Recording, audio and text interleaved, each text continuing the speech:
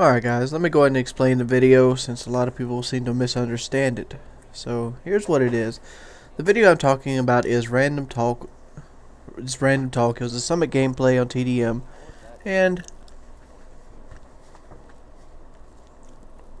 it was basically me explaining something to Shalene. What ends up happening is basically she has a laptop. And the laptop was had a power, like the power cord basically went out into it. And me, I don't like messing with laptops, opening them up or anything like that. So what I told her is like, we'll just get somebody else to fix it. We ended up getting somebody to fix it, and they said the C-pin had burned out into it. Alright, so they fixed the C-pin in it, and it worked for about 2 days, and then the same thing happened again. The C-pin burned out in it. First thing that comes to my mind is the C-pin burning out is a consequence of something else. And if she would take the laptop back to said realtor, they will try to charge her again to replace the C-pin when their diagnostic was incorrect. Yes, the C-pin had to be replaced. That's understandable. We paid for a C-pin to be fixed. But they did not actually find the root cause, and we should not have repay for another C-pin to be put in. At least I do not think so. And basically, I've been pretty under the weather the last couple of days. I popped some Advil, cold and sinus, and fucked it up now. But so I didn't really feel like talking, so I jumped on there and I kind of broke it down to her why she shouldn't, what to look for when she takes it back and tells them that the C-pin went out again.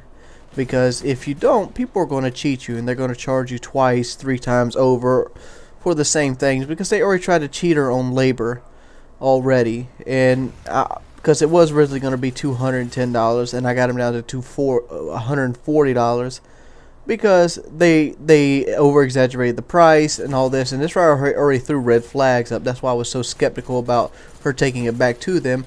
But the fact is, these guys did a bad diagnosis, so hell, we need you to fix your problem. This is the problem we have. We brought it to you in the utmost confidence. Please fix my stuff. And I just wanted to get on the phone and talk to her. The reason I put it up is not because it showed lovey-dovey or anything like that. It showed the reasoning behind supplies. I figured somebody else could use this information on anything they've had in life. Other things happen. Car repairs. Anything that you take in to get fixed and they do not diagnose it properly, you should not have to pay for. If it's not the end of the line. Like, I understand if you go to like a car dealership and ask them to replace a starter, and they replace the starter, and there's no diagnostic done, and they're going on your word that yeah, you owe them for the starter. You gotta pay their ass. But if they tell you that, you know, if they tell you have a bad battery, and they replace the battery and charge you for it, and your truck still doesn't crank at the end of it, do you want to pay them for that battery? No, you don't. And it's the same. It's the same thing both sides of the spectrum. It's all about fairness, and most females aren't really good with dealing with people. I'm not saying all of them aren't. I'm not trying to say all of them are illiterate. It's just different fields that people go to. Not everybody can learn everything in every field they ever achieve in life. But that's kind of explains the video. Peace. Hello. This is just a pretty basic rundown. I actually have 2 of these already. Well, actually, I've had 4 flawlesses on this map. 2 with the 30+ kills. This is one of the 30+ kills. This is starting on the ticket side. You come right here. The first place I look at is that little area right there. There's usually somebody behind this box. You can see right here. Using harden to shoot through it. And that's 2 kills right out the gate. Our team jumps up over 4. I look back here. There's 3 strong spawn points right in front of me, off to the monorail, and back here toward this little concession stand. See, I pick up 2 more kills. That puts me at 4 right out the gate. I do have hardline on, so I only need to get 7 to get the Blackbird. All right. So my motion sensor is helping me watch back here on these steps, and boom, I pick up another guy there. And I think he's going to come out there because I know where the ticket booth is. And spy plane picks him up, so I look back, and there he is for number 5. Alright, so they're back in front of me again. So I'm looking over here. You don't really see too many people right there, but every now and then you catch somebody being dumb. And I see the spy plane. They spawn back there in the back ticket booth again. And it's basically just watching these two areas. This room and another room across the way. But this is my favorite area so far. So I get a nice grenade right there on top of the concession stand and pick up my 6th kill. Still trying to poke that area out. And so I'm coming up to the end of the monorail, because a lot of people like spawn right here to the right. And you could just catch them as they walk out all stunned and flabbergasted. I'm waiting on this guy. I see him right there. I actually do get a hit marker right here. Boom. Instead of falling back, he runs out and gives me my Blackbird. I come back here, pick up the chopper gunner, because the guys are spawning so bad on this concession stand. There's one more for gunship. There it is. There's my gunship. Time to pwn the skies.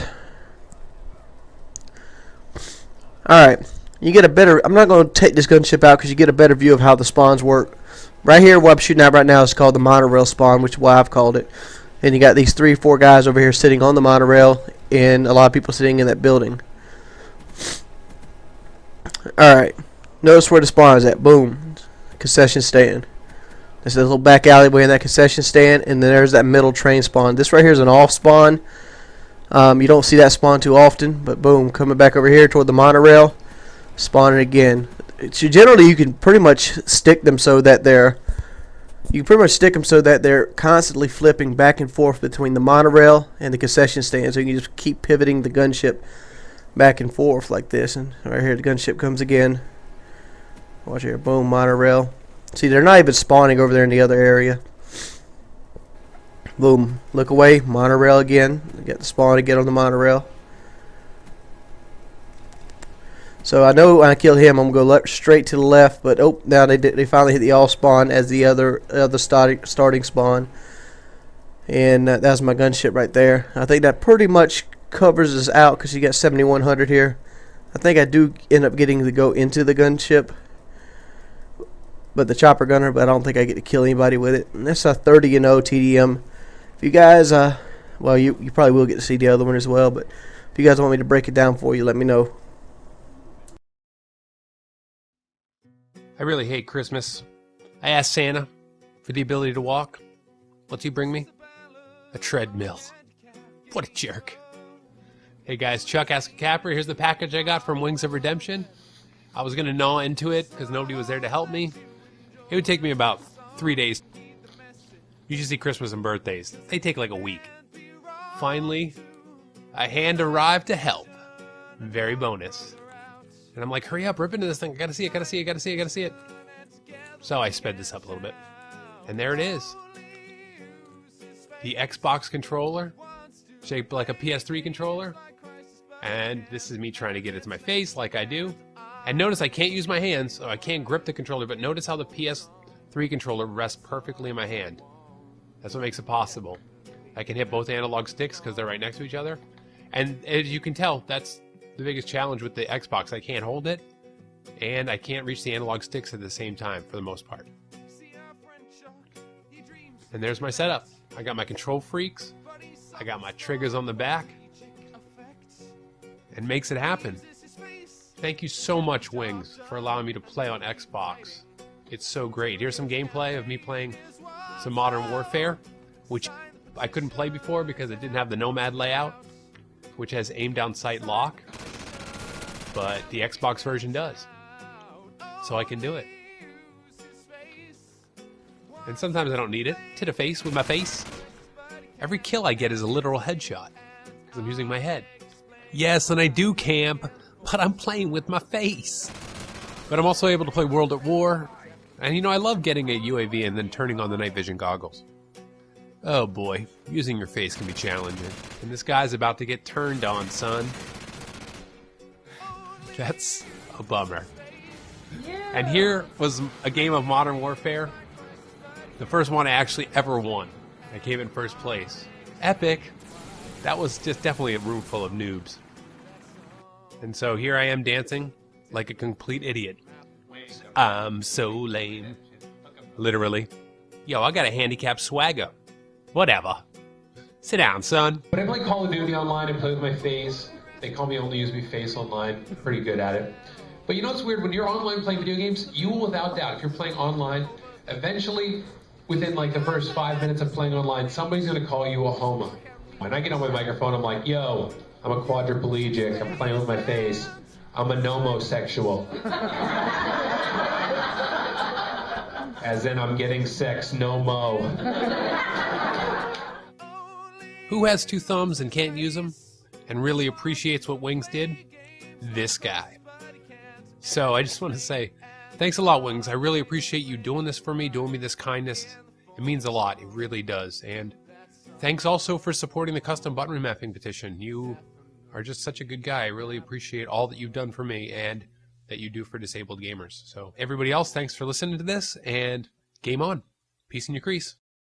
Oh man, you know I love America. You know why I love America? Because I'm about to use a phone company's own internet service to rant against them. I gotta say this, HTC sucks. Ori Telephone Co-op sucks ass. They are scoundrels, they are cheats, they are idiots that had somehow managed to hold a corporation together. And it's a corporation, it's a corporation, not a company. That means the people that, have the service and all that runs the actual business. I mean, everybody that buys into their phone service has a stake in the company. And boy, does this company suck ass. They price gouge like a motherfucker. Like, for example, I put a Sunday driving video up yesterday, and within that distance, I actually drove into the fiber optic area. Way into the fiber optic area. Fiber optic is less than 3.5 miles from my house. And you know what the difference is price-wise? You can get 50 by 50, 3 miles from me, for $29.99. But if I want 10 by 2, I got to pay $300 a month. They are unwilling to extend their area because I don't live miles and miles and miles outside of uncivilization. I live right there at the edge. It is ridiculous. That is straight up price gouging, because the thing with the internet is, if you don't know this, there's only like 2 companies in the world that actually owns internet lines. I don't want to. I know I'm going to be incorrect. I know like Time Warner is one of them, and I think AT&T is the other. Verizon might own some actual internet lines. Internet lines are the big bandwidth cables that run under the roads, and companies rent access to them, and they build like branches off of them to do subdivisions and things like that. That's what HTC does. They rent the lines and they branch off of them. If you ask who they're renting the lines from, they will not tell you. And the reason I would want to know who they're renting the lines from, because maybe I could convince that company to build a branch off to me. But no, they can't do that. They can't go so far as to give me information of who their service provider is. That is the same equivalent of, what kind of shoes is that, Mike? Oh, those some Nikes, dog. That is, to the extent of that is in business. It's not like I'm asking for a secret recipe on the steel they made. It's not like I'm asking for some magical fortress of formula. I'm asking, who the hell do you buy your internet service from? And they suck fucking ass. It is ridiculous. And the reason I'm talking about this right now is because you probably won't see this video for another 10, maybe even day, because my internet is currently down. And my internet is currently down just after my phone service went down. My phone service was down for a day and a half, doing God knows what. They're ungodly slow. If you lose your phone in a hurricane down here, you're out 2-3 weeks at a time, because these guys, they're asinine. They're horrible. They advertise the DVR as new technology. They're 4 or 5 years behind everything. Well, not 4 or 5 years, 2 or 3 years, but still, they're years behind the competition. Verizon's putting out the 4G network. I'm sitting here with a 4G phone on a 3G network because they don't update. They're cheap. They want a price gouge, and that's what you get, and that's why monopolies are bad. When a company has control of every stake in their field of aspect, they can do things like this, and it blows ass. Peace. What we're doing here today is Ashley has cerebral palsy. Is that right, Ashley? Uh-huh. And this is our grandmother, our guardian and caretaker, Cindy. How you doing today, Cindy? All right. And we're basically going to try to help them out because they're in a situation where they can't really afford to get Ashley the proper treatment or care that she would need, and they're reaching out to try to help get this. We're going to go through this, and we're going to ask a couple questions and find out what they're about, what they need, and what their situation is. All right. You've told me beforehand that you need the hyperbaric oxygen treatment. Yes. All right. Could you give me an explanation of what you think that is? It's, you want to explain it or Go ahead. you want me? You can go ahead. It's, maybe, well, what I've been told from Grandma is maybe to help me with my hand or my legs to help me walk. It'll help you walk? Yep. I noticed you're currently in leg braces. Have you had any physical therapy? Physical and OT. We have occupational and physical therapy Yeah. Is that what you do every week? every Wednesday. Every Wednesday. Okay. Where do you normally get that done at? We drive to Socastee. The place is called Next Step. Next step. Next step. Okay. Yes. Hey guys, I just wanted to go ahead and step out right here real quick in the video, and I want to kind of explain what a hyperbaric oxygen treatment is. Hyper means the increase, and baric is related to pressure. The hyperbaric oxygen therapy thus is an intermediate treatment of the entire body with 100% oxygen or greater than normal atmospheric pressures. The Earth's atmosphere normally exerts approximately 15 pounds per square inch of pressure at the sea level. That pressure is defined as 1 atmosphere absolute, abbreviated as 1 ATA. In an ambient atmosphere, we normally breathe approximately 20% oxygen, 80% nitrogen. While undergoing the treatment, pressure is increased up to 2 times and in 100% oxygen. So that'd be 2 ATA with 100% oxygen instead of 20%. In this surface monoplace chamber, utilized with the entire 100% oxygen, there is no need to wear a hood or mask. This increased pressure combined with the increased oxygen basically dissolves oxygen into the blood plasma and all the body cells and tissues and fluids up to 10 times its normal rate. What this would mean for Ashley is it would promote blood cells growing, promote muscle growth, and things of that nature. And it could sustain her to her ability that she could get her legs strong enough so she could learn to walk and possibly do other things that we'll discuss later in the video. Just wanted to step out and let you guys give a background on what the actual treatment is. Alright, I'll get back to the video. Yes, sir. I started saying it. That's when I'm at first because I'm like. She has a regular wheelchair. What is wrong with This the is current just one? a loaner because hers stopped. She has an electric wheelchair, Yeah, but the right motor quit and it won't the move. man is And coming. it's too hard for Miss Wanda to push. The man is coming. Very hard to push. The man is So- coming today to fix it. Okay. Miss Wanda. You probably noticed the cut there, guys, and this is Miss Wanda. This is her one-on-one caregiver. Let's go and let you meet her. Miss Wanda, how long have you been working with Ashley? Since the 6th grade. 6th grade? Mm-hmm. What grade are you currently, Ashley? Yeah. 10th. Ooh. Where do you go to school at, Ashley? So, oh gosh. No, not South Conway. I was Hanoi High. Conway High. High school girl. All right.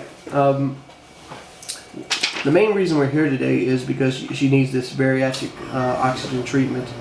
And do you have any idea what that's going to cost you? The treatment itself is $5,000, and then we have like the motel bill, food, gas, and to possibly rent a reliable vehicle to carry her wheelchair in. So we're trying to shoot for $10,000. Alright guys, we're cutting the video a little bit more. I just want to kind of explain to you how I met Ashley and the ideas behind this. This video is not for me to take advantage of any way, shape, or form. This video is 100% for Ashley. I met Ashley through a donation picture, as you see here. It was at the store that my restaurant currently sits in, and she was getting no money whatsoever. You know, she had, you know, piddly anally change, and I'm like, this is a person I could help change their life. I have the means, I have the medium to address a lot of people and a lot of, at one time, and why use it for myself when I could use it for others? One thing I've always wanted to be in my life was a firefighter, or at least a volunteer firefighter, but I was never in good enough shape to actually do it. The main reason is because I wanted to help people, and even though I can't pull them out of a burning building, I can let their message and let their pleas be heard by others. So this is the reason for this video, and no other reason at all. Okay. This treatment, how guaranteed is it to work? My understanding of this treatment is they have had wonderful results with children with cerebral palsy. They even had a brochure on a 35-year-old lady with cerebral palsy since she was born. Just had her first treatment. She's doing great. Yeah, was that lady able to walk now? As my understanding, yes. Okay. All right, Ashley. I got one more question for you. All right. If this treatment works, what do you want to do with it, with your newfound ability? I don't know. I don't know yet. You ever thought about walking yet? Yeah. But, What's the first thing you want to do? You want to go to the refrigerator? yeah. Then what else? I don't know. What were you studying so hard for over there at I school? don't know. The little book you brought home every day. My permit. Oh. You want to drive? She wants to drive. Yes, she does. Yeah. Ooh. We've been studying that. We've been studying that. Yeah, we have. We've been studying it.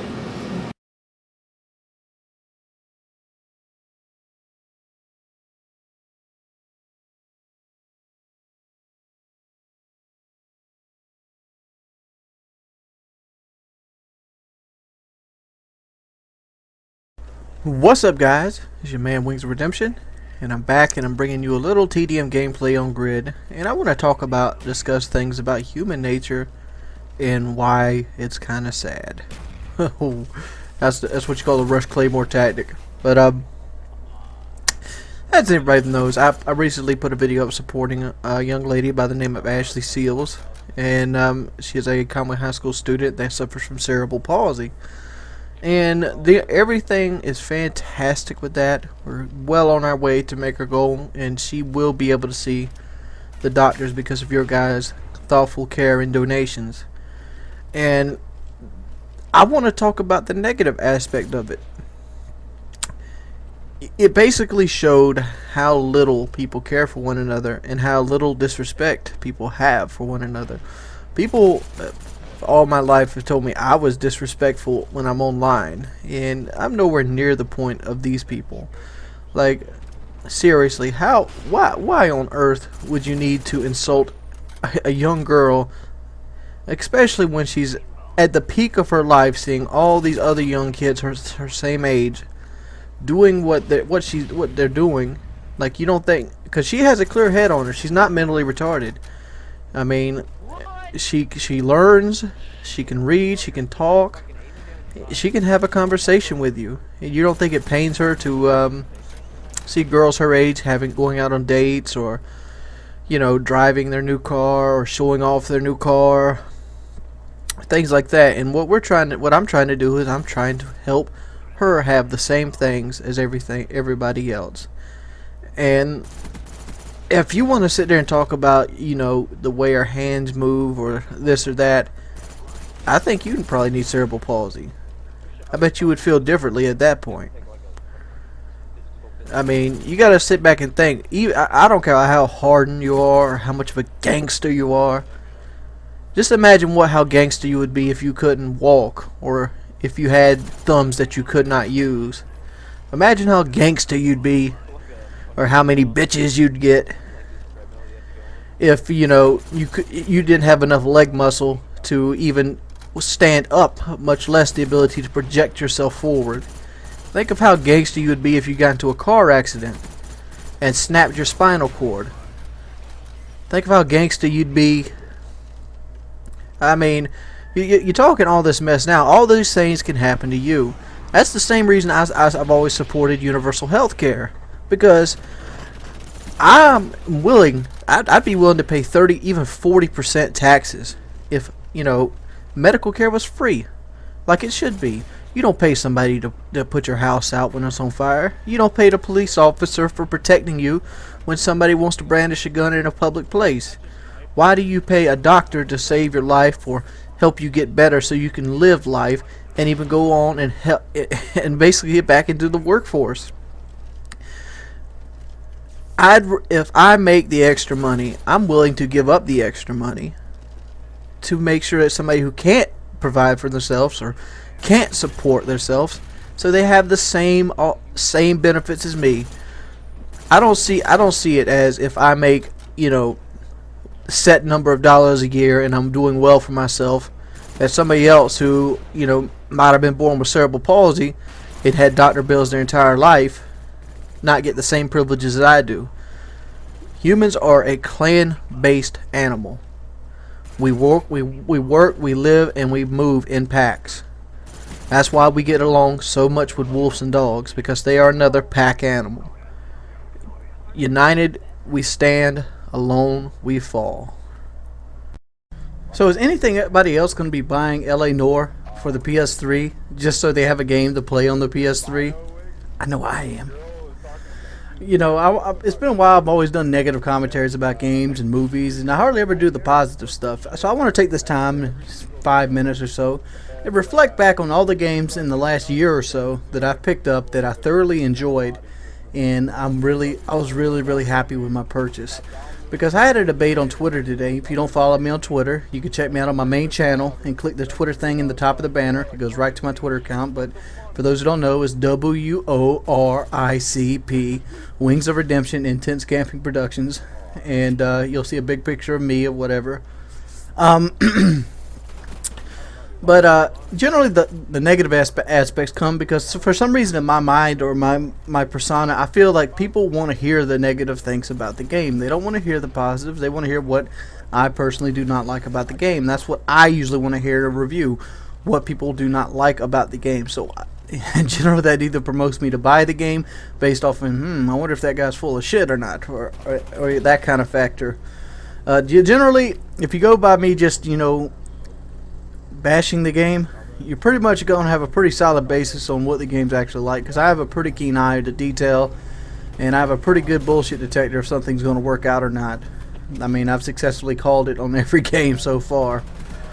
But games I've liked and games I'm looking forward to since this right here at the release of a couple more big titles this last year or so. First game that comes to mind is Red Dead Redemption. Red Dead Redemption is made by Rockstar, which is the same people who make Grand Theft Auto, but it's kind of like Grand Theft Auto in the West. Even though it's cliche and you've played it 1.5 million times from the PS2 or the original Xbox straight on, it still has merit. It has that open world feel. Even though it's a little bit more linear than, like, say, a Bethesda title, it's really good. Especially me when I like really old. I love older weapons. I love the World War I, the World War II stuff. I love the Old West with like the Henry repeaters and the 6-shooters. Love the old guns. It's just something I've always loved. Have always had a fascination with them. And the game has a really good story mode. Has a lot of side quests. Some of the side quests can get monotonous, and there's things I didn't agree about in the game. The game didn't hold my attention enough to stay and buy the expansion packs, such as like the next game I'll probably talk about. But it did hold my attention for a good week, 2 weeks, and I enjoyed playing it. And it's a game that you can pick up and play again. That is a really good buy, especially now since you can probably get it used, and you can get the original game in all its glory.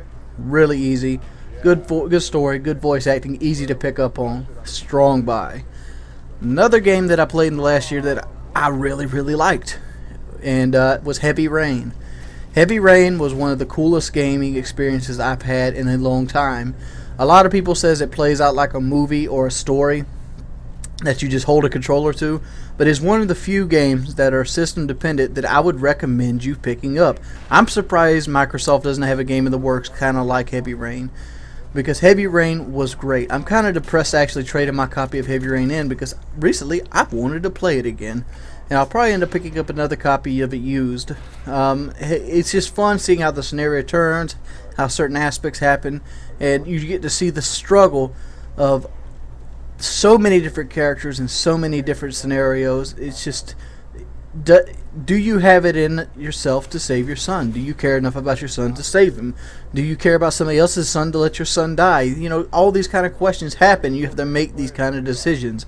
And it's kind of like one of those old push button games, but the story itself is enough to drive the game, and it's like watching a 10 to 15 hour movie that you're just glued to. I literally beat this game in one sitting, and I sat there for like 15 hours to do it, not bored at all.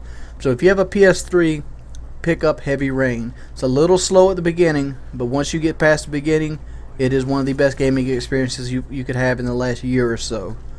And another game, which I can't get them all through in this one gameplay, is Fallout New Vegas. I picked up on the Fallout series after Fallout 3. I never played 1 or 2, or Tactics.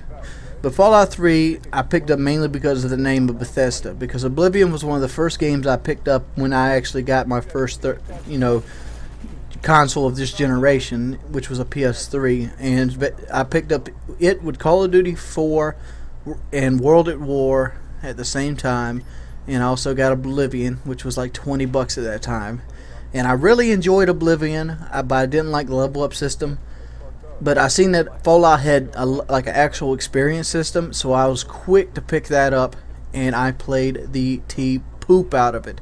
But I'll get that. This is going to be a 2-part series, and I'm going to start going into the Fallout series and my opinions on that, especially with the new DLC coming out, which I'm very looking forward to. But as is always, your boy Wings of Redemption, and I'm out. Oh, what's up, guys? Doing another little driving vlog. Hold on, I'm going to turn all these windows up. I was recently talking about Fallout 3 in a video I did right before I came out here to do this. And sorry about this. I'm trying a different setup right now.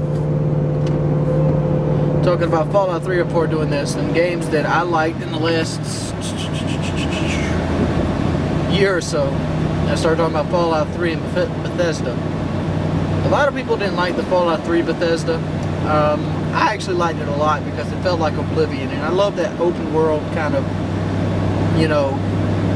setting where you can do whatever you want, you can be whoever you want. And I think Fable kind of started a whole genre back in the day on the original Xbox. I even started on the PC way back, but Fable was the first console game I remember that did it. I'm sitting there trying to think right now, is it either Fable or that one Jedi game, but who knows, who cares, it doesn't matter. But I really like the Fallout series. The Fallout series is one of the series that I look forward to every time it comes out. Like, if it came to the point where it was like Fallout versus Call of Duty, I think that would be a tough decision. It's like, do I buy Fallout, do I buy Call of Duty? I mean, that's if you have no money whatsoever and you only can buy one game. And Fallout would be one of those things I'd have to have a tough buy. Luckily for me, Fallout generally comes out 2-3 months ahead of everything else. They're pretty smart about when they release it. Only problem is, Fallout's a really well-made game. So thus, even if they reuse the same system and the same graphics, they still put a lot of effort into the characters, the voiceovers, the storyboards. And it brings me to the same point of, like, you can buy a DLC add-on for Fallout for $10. And it will have different voice actors, the whole nine. But then you go over to something like Call of Duty. Let's use Modern Warfare 2 for example, since Modern Warfare 2 didn't even have like zombies and shit in it.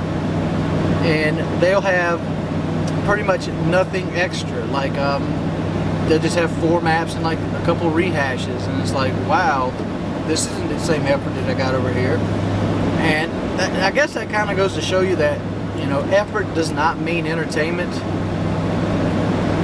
Because, I consider the map packs for like Modern Warfare 2 just as good or worth my money as one of these DLCs for like a Fallout.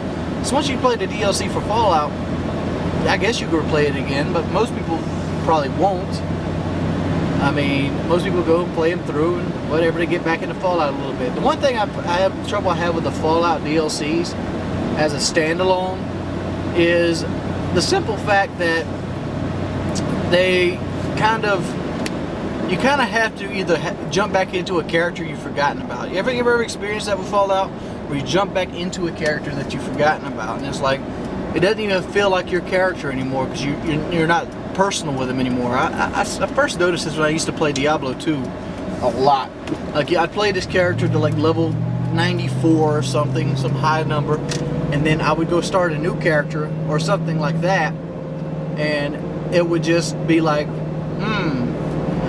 what is this character about?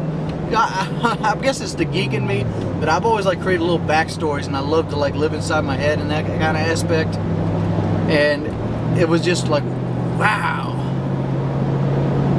But yeah, I really enjoyed the Fallout series. Fallout New Vegas was good. I even did a video debating Fallout 3 or Fallout New Vegas. Get the wind thing from the sunroof. But yeah, that was another good game, and that kind of brings me to what I'm looking forward to now. Like, yeah, I did enjoy Black Ops. I enjoyed Black Ops. I enjoyed Modern Warfare 2, and I say, even though I complain a lot about those two games, they're worth every dollar that they put out because just the sheer amount of hours that you put into the game itself. I mean, Black Ops alone, I've put in probably 25 days of playtime, and that's probably less than like 40 cents a day of each day of the year of it cost me to actually play that game, and it's worth every penny of it. I'd actually pay for like a subscription fee for Black Ops. And it's not like it's out of this question. I know a lot of people wouldn't, and a lot of people don't want to, like especially like college kids. The college kids get it bad to begin with. Like, you ever look at a college kid's internet connection? The thing's like 0.6 download and like 0.7 upload or something like that. It's ridiculous. And it's ridiculous to the point mainly because all the people are on the same area or networks. Colleges don't get shit, really, really bad internet. They get really, really good internet. They just spread it out really, really thin. It's like homeopathy. You ever heard of homeopathy in the medicines? It's homeopathy is complete and utter bullshit. But I think the truck's out of balance. But homeopathy is complete and utter bullshit. But it's just I don't know. I'm wondering. I'm sorry, getting a little lapse in here. I'm sort of wondering if the truck's out of balance or it's just this road is really bumpy. Got a little jitter in the steering wheel.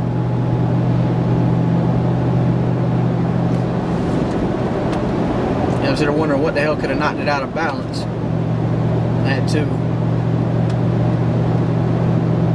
What was I talking about? Oh, games I'm looking forward to now. Like, I'm actually driving up to the GameStop as we speak. And what I'm going to do at the GameStop when I get up there is I'm probably going to go ahead and pre-order Brink and LA Noire so I can come back later tonight and go ahead and pick them up. And that'll pretty much take care of my evening tonight. But I'm actually supposed to go see the girlfriend tonight for a late night dinner, so I'm pretty much got to drive to the Surfside Beach for that. Yeah, I think it was just that road because it's not really bouncing on this one.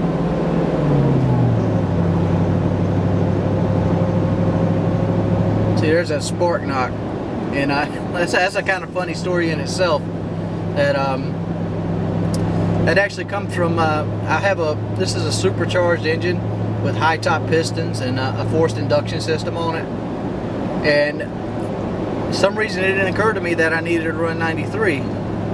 Mainly because I was told to run 87 from the dealership that I bought it from, because I remember asking that question, like, what type of gas does this truck require?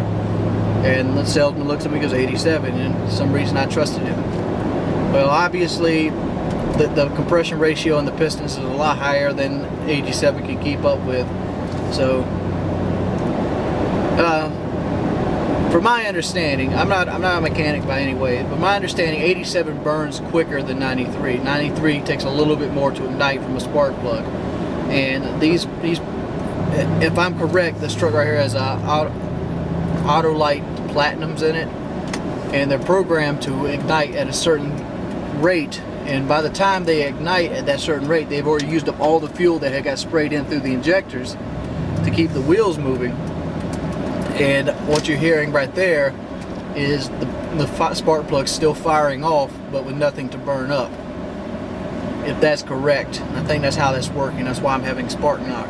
But the reason I took it in and ended up having to pay $85 to have somebody tell me to run the right gas, because I was worried that my manifold had a hole in it, or maybe the supercharger itself was messing up, because, you know, improperly heated or cooled air going into the gas system itself, the combustion system, can also cause a spark knock. But it's all said and done. I'm trying to push my way through Walmart right here. Gotta love Wally World. GameStop's over there somewhere. I can't really do the camera. I'm actually using my my Canon Rebel right now. But this is the Conway Walmart. That's where all the kiddies like to hang out. Well, they used to hang out at the old Walmart, which is up the road a bit. But we actually are in Conway now. That's how long it usually takes me to drive to Conway. It's not super far. It's not super close either. Let's see this. Look at that. They got an Impala right in front of us. That was bought from Conway Ford. I don't know if you guys can see that. So basically, this guy bought a Chevrolet from a Ford dealer. That's always killed me when you see stuff like that. Or like over there on Surfside Beach, they have a Dodge Ram sitting up there on the Honda lot. Oh shit, look at this. Look at this. I gotta make this joke. This is a Mystery Science Theater 3000 joke. You guys ready to see it? Look at the car right in front of us. I would like my muscle car prune colored, please. Fucking purple Mustang.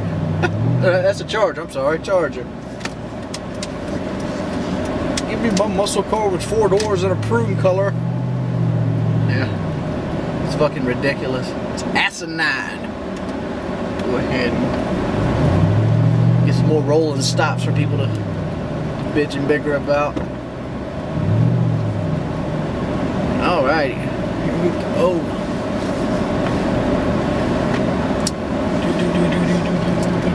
I guess that's the driving vlog for the day.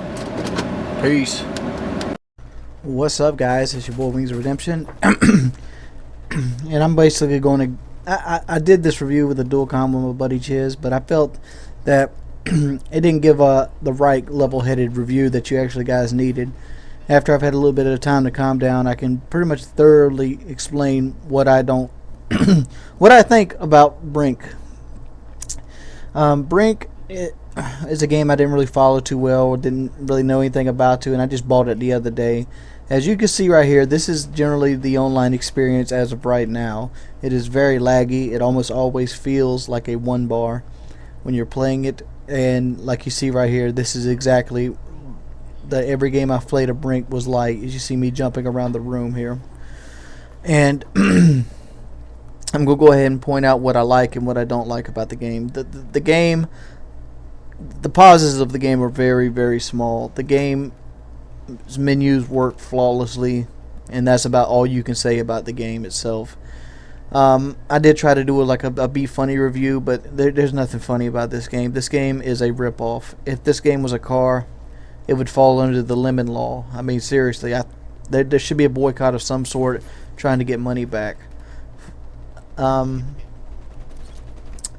Things I don't like about the game. One, obviously, the servers are really laggy. I don't know if they'll take care of that in time, or they'll just leave it like it is because they've already got your money. I don't know. But the servers are really laggy. It does not matter what kind of connection you have. It's just bobble. Some other things I want to complain about is the sensitivity of aiming down sights. You see right here, it feels like it's really bad frame rate. Feels like it plays at 10 frames per second instead of 30.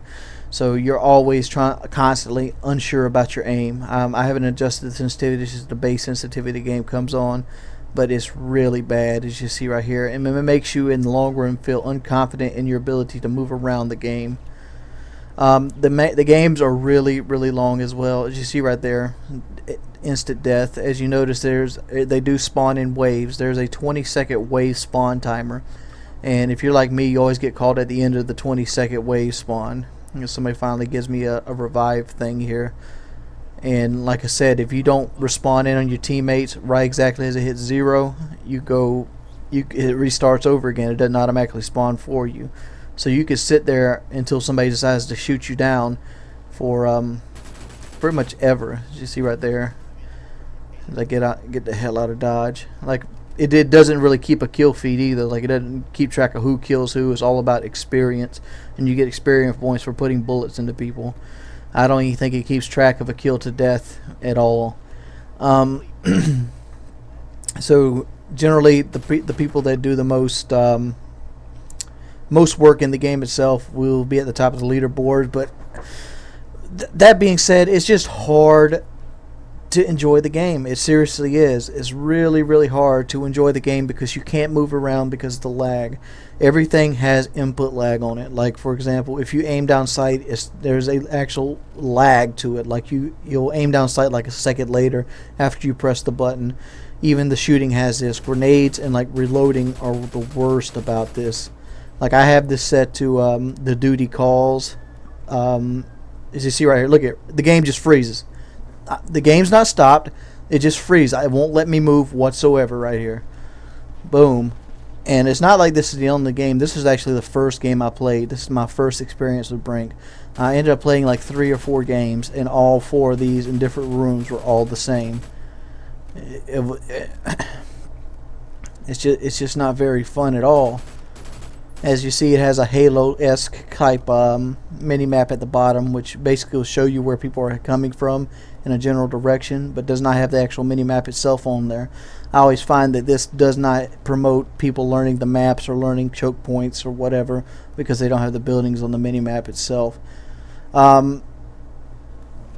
Brink as a whole, I would not suggest buying this game. If you're in the United Kingdom right now and you're listening to this review, I would suggest actually canceling your pre-order. This game right now is a rip-off at $60.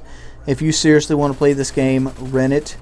If not, give it maybe a week. I bet you in a week this game will be $30 brand new, because they'll be just trying to get whatever money they can back from the sale itself and not actually trying to make money off the game. This game feels like it's sloppy, feels like it was slapped together, feels like it had no internal testing whatsoever. It is just a smorgasbord of really bad mechanics slapped together. One of the big things you've seen in the trailer is you notice that the smart system where you could just run and it will jump over obstacles for you or go upstairs. Not the case. The smart system works, but it barely works, and it works when it wants to work. And if you actually do buy this game and attempt to play it real well, it's just better to shoot from the hip than anything else, because you shoot just as straight from the hip as you do aiming down the sight. You have a lot more control from the hip. As you see right here, I'm actually trying to give ammo to this guy, and it took me almost 4 or 5 seconds there to do it, and then I lag a little bit and do something else, and I don't know. Don't like the game. It's not it's not a good game at all. It's actually a waste of money. It's probably not one of the worst shooters ever made. It's probably one of the worst games ever made at this point of its history. Maybe they can patch it, maybe they can't, but it's just not very fun right now. Peace. What's up, guys? You guys ready to see some beast-ass Brink gameplay? This is a flawless game I got on some game mode I don't know, because the game never tells you what you're playing. But yeah, let's not talk about Brink. Let's talk about Cube. The other day I was looking at a movie. I was looking at a TV, and it happened to have Cube 2 Hypercube on it. And it's been a while since I actually watched the Cube series as a whole.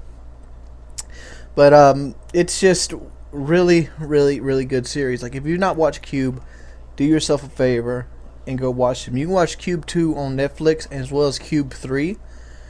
And I'm going to try to give a little synopsis to all of them, but I'm trying not to give too much away, and I'll just give the basic plot of the movie itself. Cube is a movie mainly about people. I mean, you might say, "Ooh, thank you, Wings. That's a really great, explanation of what the movie's about." But it is. Cube is really, really about people. The original Cube was made. I think it was a Canadian movie. It was made on a really, really low budget, and through this low budget, they created a story that showed potential, showed originality, showed everything that movies nowadays don't have. Because it was more, well, you can't really say it was too original, but it was original enough to the point that it had a standalone movie and premise. Like, the whole idea of people trapped together and having to deal with each other pretty much started back with Night of the Living Dead, and everybody's played on that formula. But Cube took a great spin-off on it, and that's all I really ask for a movie, is to take a good spin-off on what somebody else is doing. So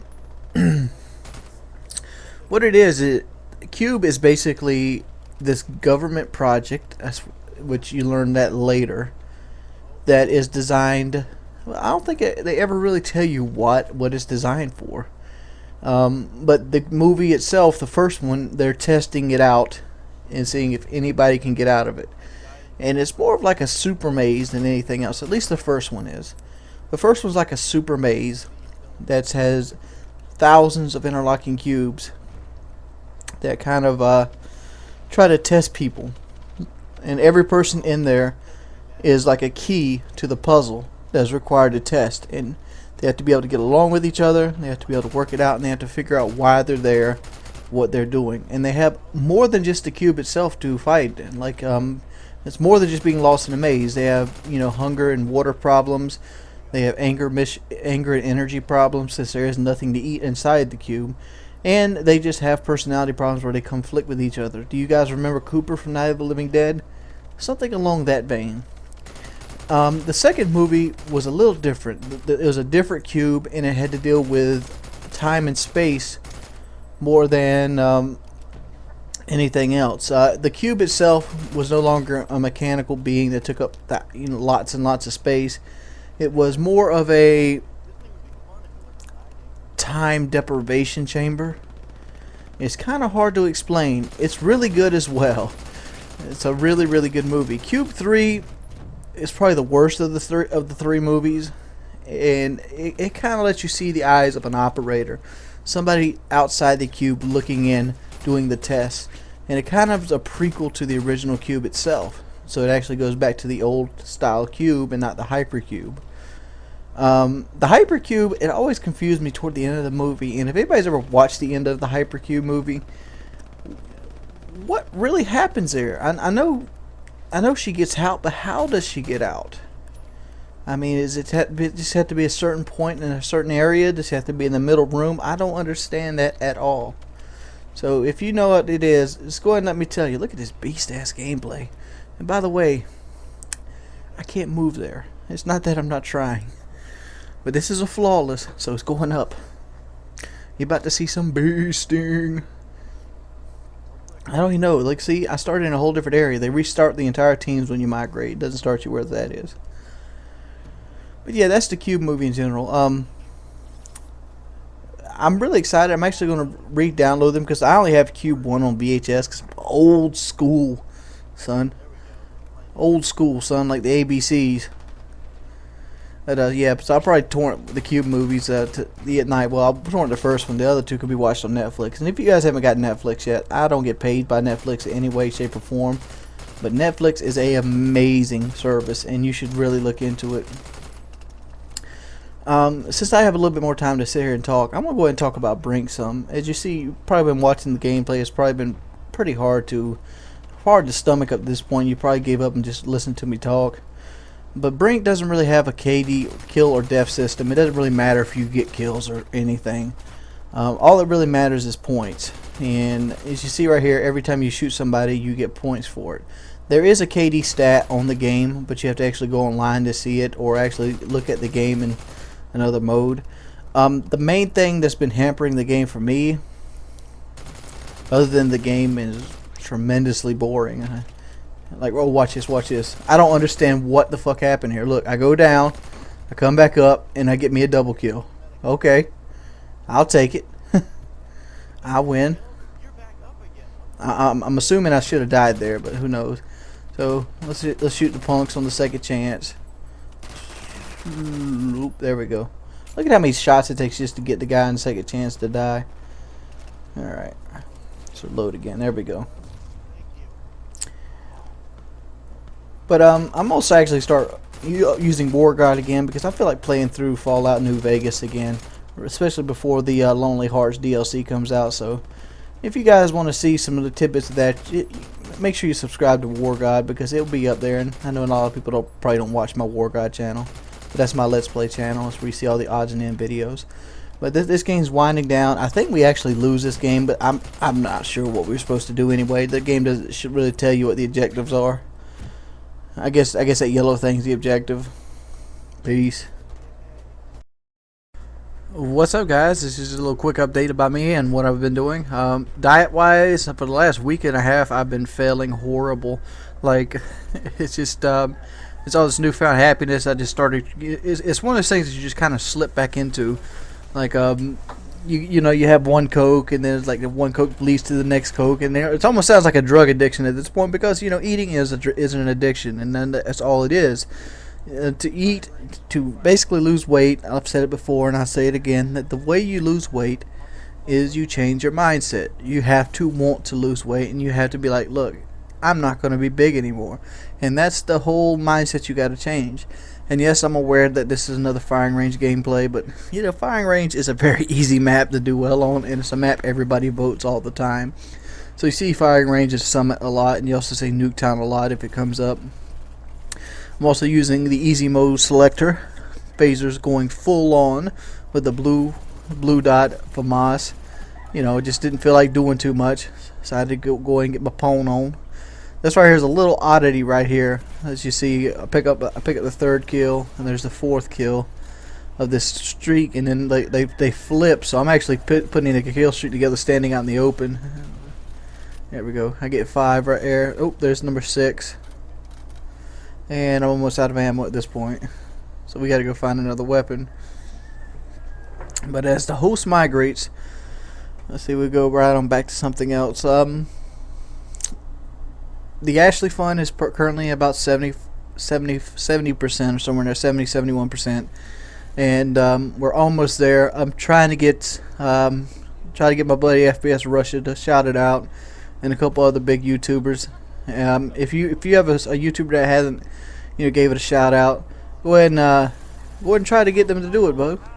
It's for a good cause, and we will hit the goal. I almost guarantee it, and I will be doing physical therapy updates with Ashley, and hopefully I'll be able to sit in on our first physical therapy session, so that way we can just see how it all molds together. And hopefully the end result is we want to see if we can get her to walk. If we can get her to walk, we know we've changed her life. And the one thing with this is you'll see the results, unlike some place like, you know, Sally Field. Or is it Sally Field? Yeah, it's Sally Field. You know, starving African children, you know, that's hogwash. Ridiculous. That's why I don't donate to places like the Helen Keller Foundation, because that's another hogwash business venture. And if you don't believe me, I will make a commentary about the Helen Keller Foundation and how that's a sham. But game's over.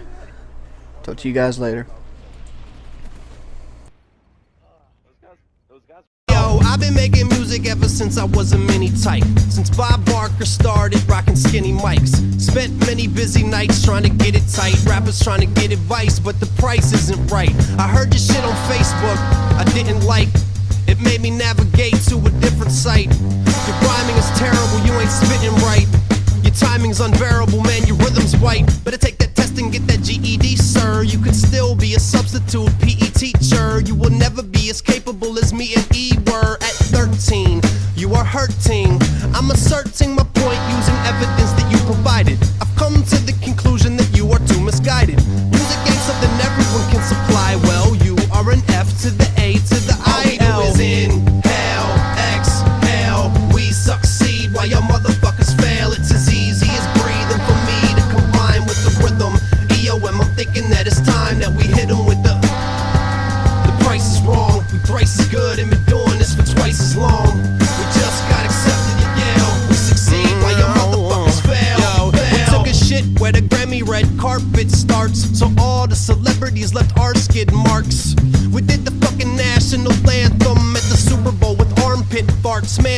set trends. You ain't shit follower. As a kid you were a paint chip swallower. How does lead-based fire engine red taste? You were forced to sniff glue and were fed paste till you were dumb and delirious. Don't let it get you down, you're just young and inexperienced. I've gripped hold of a few more mic stands. I spit cold like a blue Coors Light can. You must have fell from the fail tree and hit every branch. You like a fat girl ordering heavy ranch on a fried chicken salad with a Diet Coke. When pressure's on, every time you choke. All we do is inhale, exhale. We succeed while your motherfuckers fail. It's as easy as breathing for me to combine with the rhythm.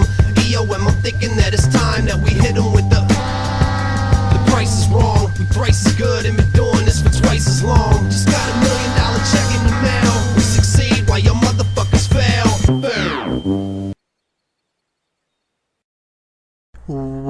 What's up, guys? It's your boy WingsofRedemption, and I'm bringing you a little hardcore TDM gameplay on Convoy.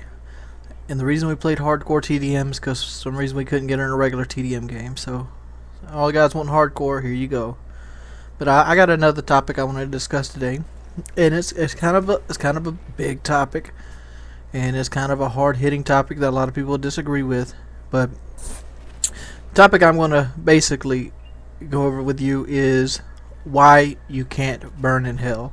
Everybody's heard the saying, I hope you burn in hell, you'll burn in hell if your God doesn't save your soul, or anything like that. But other than the obvious, let me break down why you physically cannot burn in hell.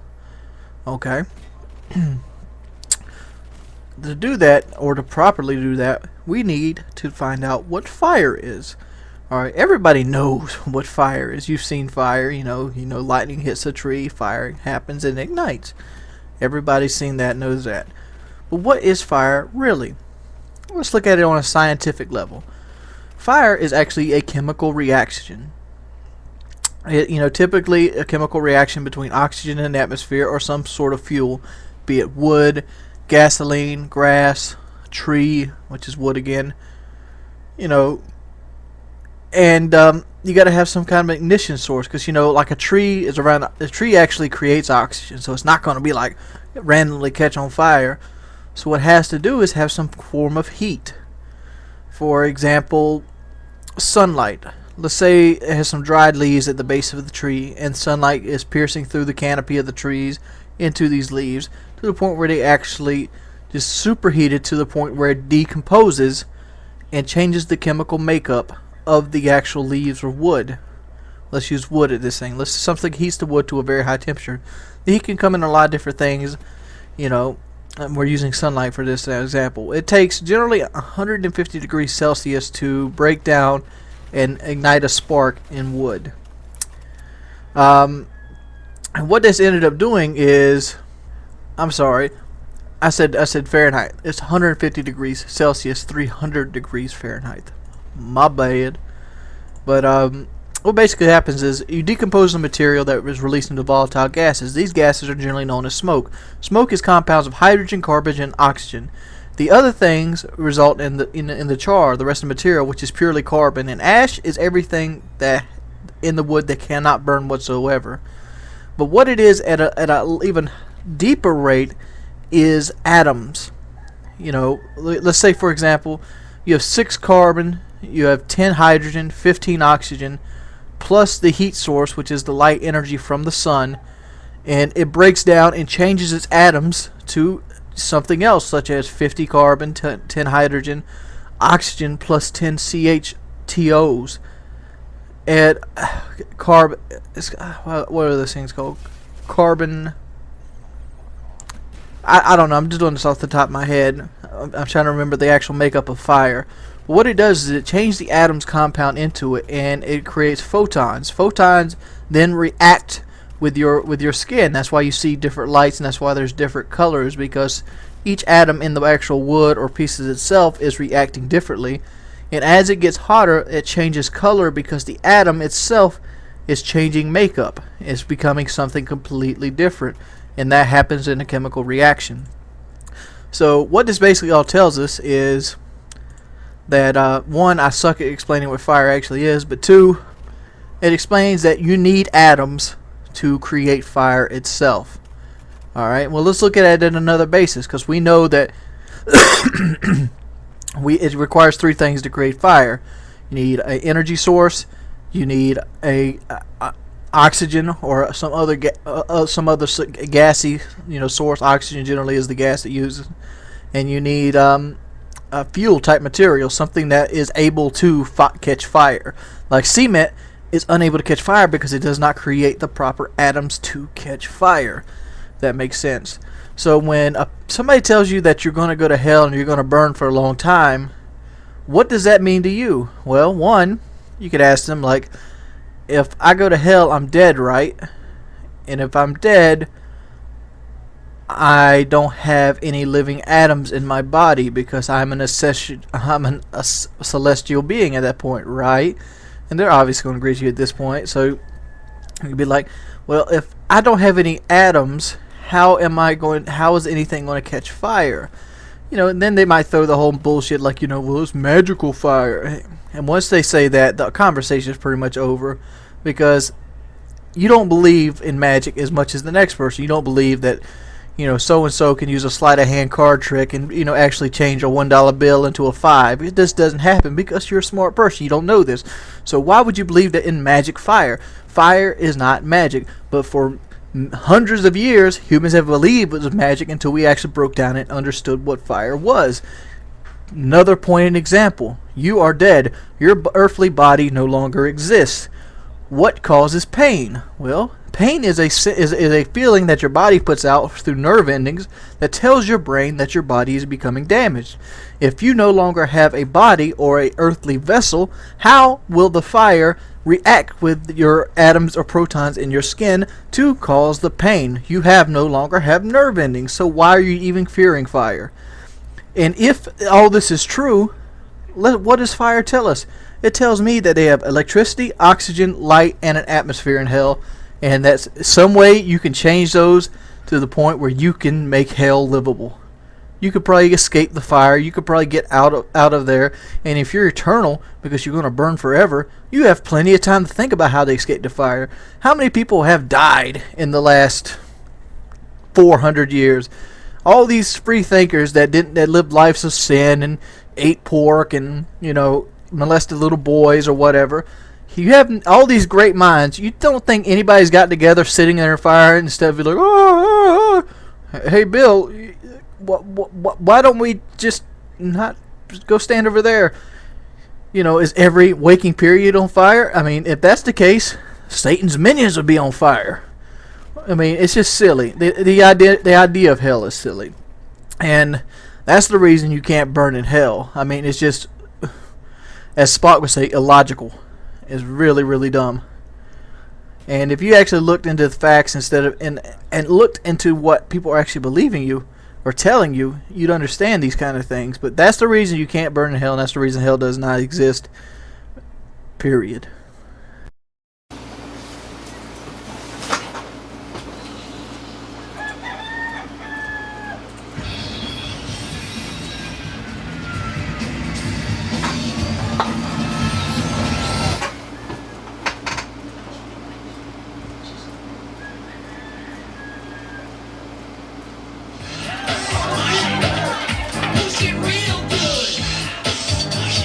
Get out of this, not to let him retreat, we're going to bring our full arsenal of dance moves to the table and show him that I am the king.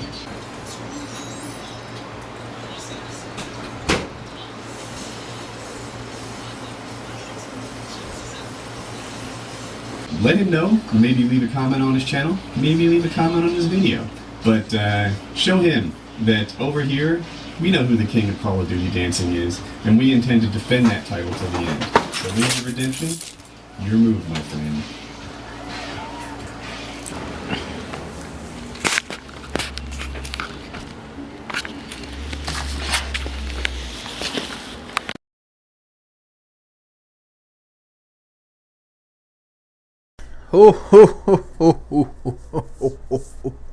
You guys might be looking at this date and wondering what the hell the date of this video actually means, because I was wondering the same fucking thing. because it wasn't until recently that I've seen convoys and people with megaphones and blowhorns and park benches and everything throwing this date in my face that I actually take a chance and rub my big old manly chin. And I was like, man, let's look into this. What May 21st of 2011 is supposed to be is Judgment Day, or the beginning of Judgment Day, or Rapture, or however the hell you want to talk about it. And let me clue you in on a little fact that might escape a lot of people, even Christians. Alright, here it is. Since the invention of written language, there has been 259 dates set that the world will end.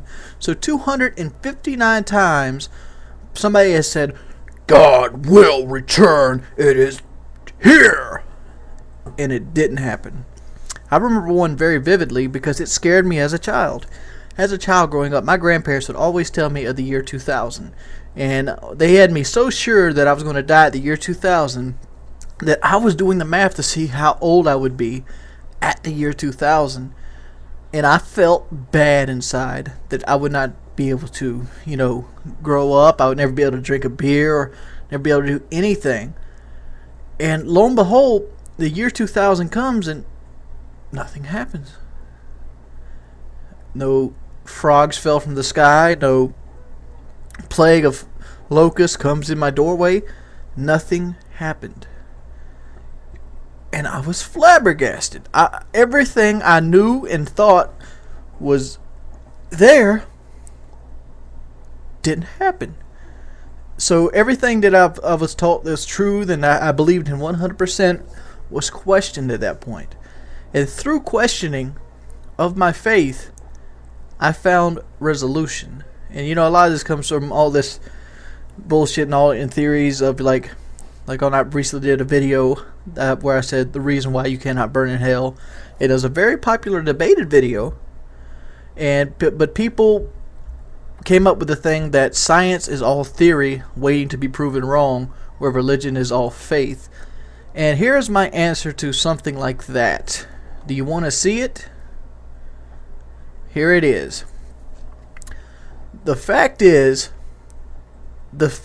that this cup sitting over a candle is destroying the flame is more proof in science than religion has ever given in its entire existence.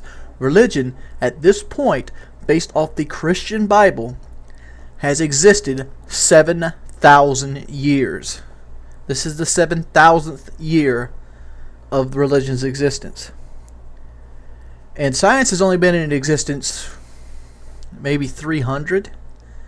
And it has given us more proof than the Bible has in 7,000 years. So in 7,000 years, we've had to rely on faith. You know what else science has proven that the Bible says could not be proven? Dinosaurs. If you believe in a dinosaur, you are not a Christian. Straight up. Because dinosaurs existed before the planet was to have been created. It is the truth. Look it up. The planet is only supposed to be, I think, around 12,000 years old. It's not supposed to be 56 million. Or however old the planet is. I don't know off the top of my head, but I know 50 million is some number usually associated with dinosaurs in, the Triassic period and whatever. That might not be the right period. But that's besides the point. The fact is, dinosaurs roam this earth, and there is fossil remains. And the fact is, every time you crank your car up, you're driving a dinosaur, because oil is made out of dead animals. It takes it a while to get there, and it's enriched. It might not be dinosaurs per se. What oil is actually made out of, it was plankton, basically. 150 million years to 180 million years ago, during the Jurassic period, the way oil was made was plankton would be swimming along all happy and shit. And then they would die, get them a triple bypass heart attack from eating McDonald's or whatever, and they'd fall to the bottom of the sea. And the plant life and plankton eventually would get covered over in mud, and they would sink deeper into the mud and deeper and deeper and deeper until they actually got hot enough in the ground that would turn, the mud to rock. And when they hit that mud to rock, it turned the plants and animals into oil, basically using the energy from their bones and structures to create oil. And that's why oil is so efficient. Oil is basically life. You ever heard the term of you're a singing, dancing ray of light? That is it. Every time you eat a sandwich, that energy from that sandwich is transferred into you. Why do you think meat is so craved by every walk of life ever? Meat is energy. That's why it's got no carbs in it. It's 100% pure energy. It gives you strength. It gives you power. And that's what oil is. And the fact is, you should not be able to drive based off Christian beliefs, because the earth is not that old. And it is ridiculous. It is ignorant to say about those kind of beliefs. But let me go ahead and give you a little bit of some of this. I want to call it this right here, horse shit, because that's what it exactly is. Let's go ahead a little deeper. Let's be fair. Let's give May 21st, 2011 a read over. I'm actually on the site from ebiblefellowship.com, and you can check them out at your own disposal. I'm not going to link them or anything, but it basically goes through this. I've read this already, so I'm going to go give you the calendar history and how this affects this date. 11,013 BC is the creation of man. That's the God created the world and man in 11,013 BC. That's Adam and Eve. All right. When BC, it counts down to 0, by the way. So basically, I don't know, give or take, 6,000 some years later, man had come along. They evolved, so on and so forth. They had their mud huts and whatever, and God didn't like the way man was working out, so he decided to flood the world.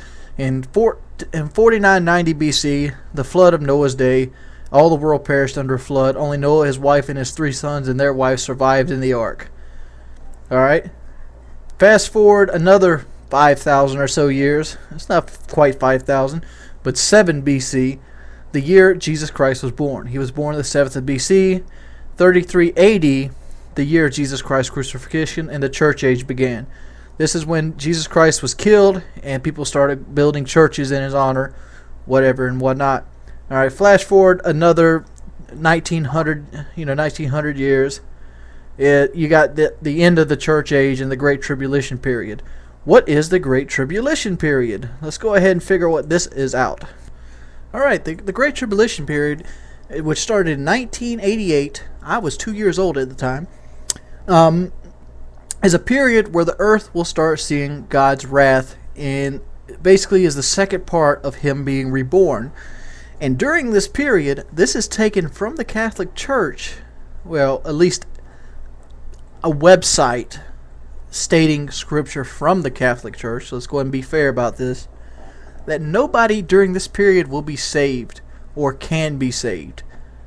Because this is the heyday, this is the offspring, this is the horizon of God's wrath, and all will be consumed about it, all these sinners and whatnot. I mean, I'm a horrible sinner. I mean, I went and got some dinner the other day, well, just a while ago before I started doing this, and I probably killed 50, 60 bugs with the grill of my truck.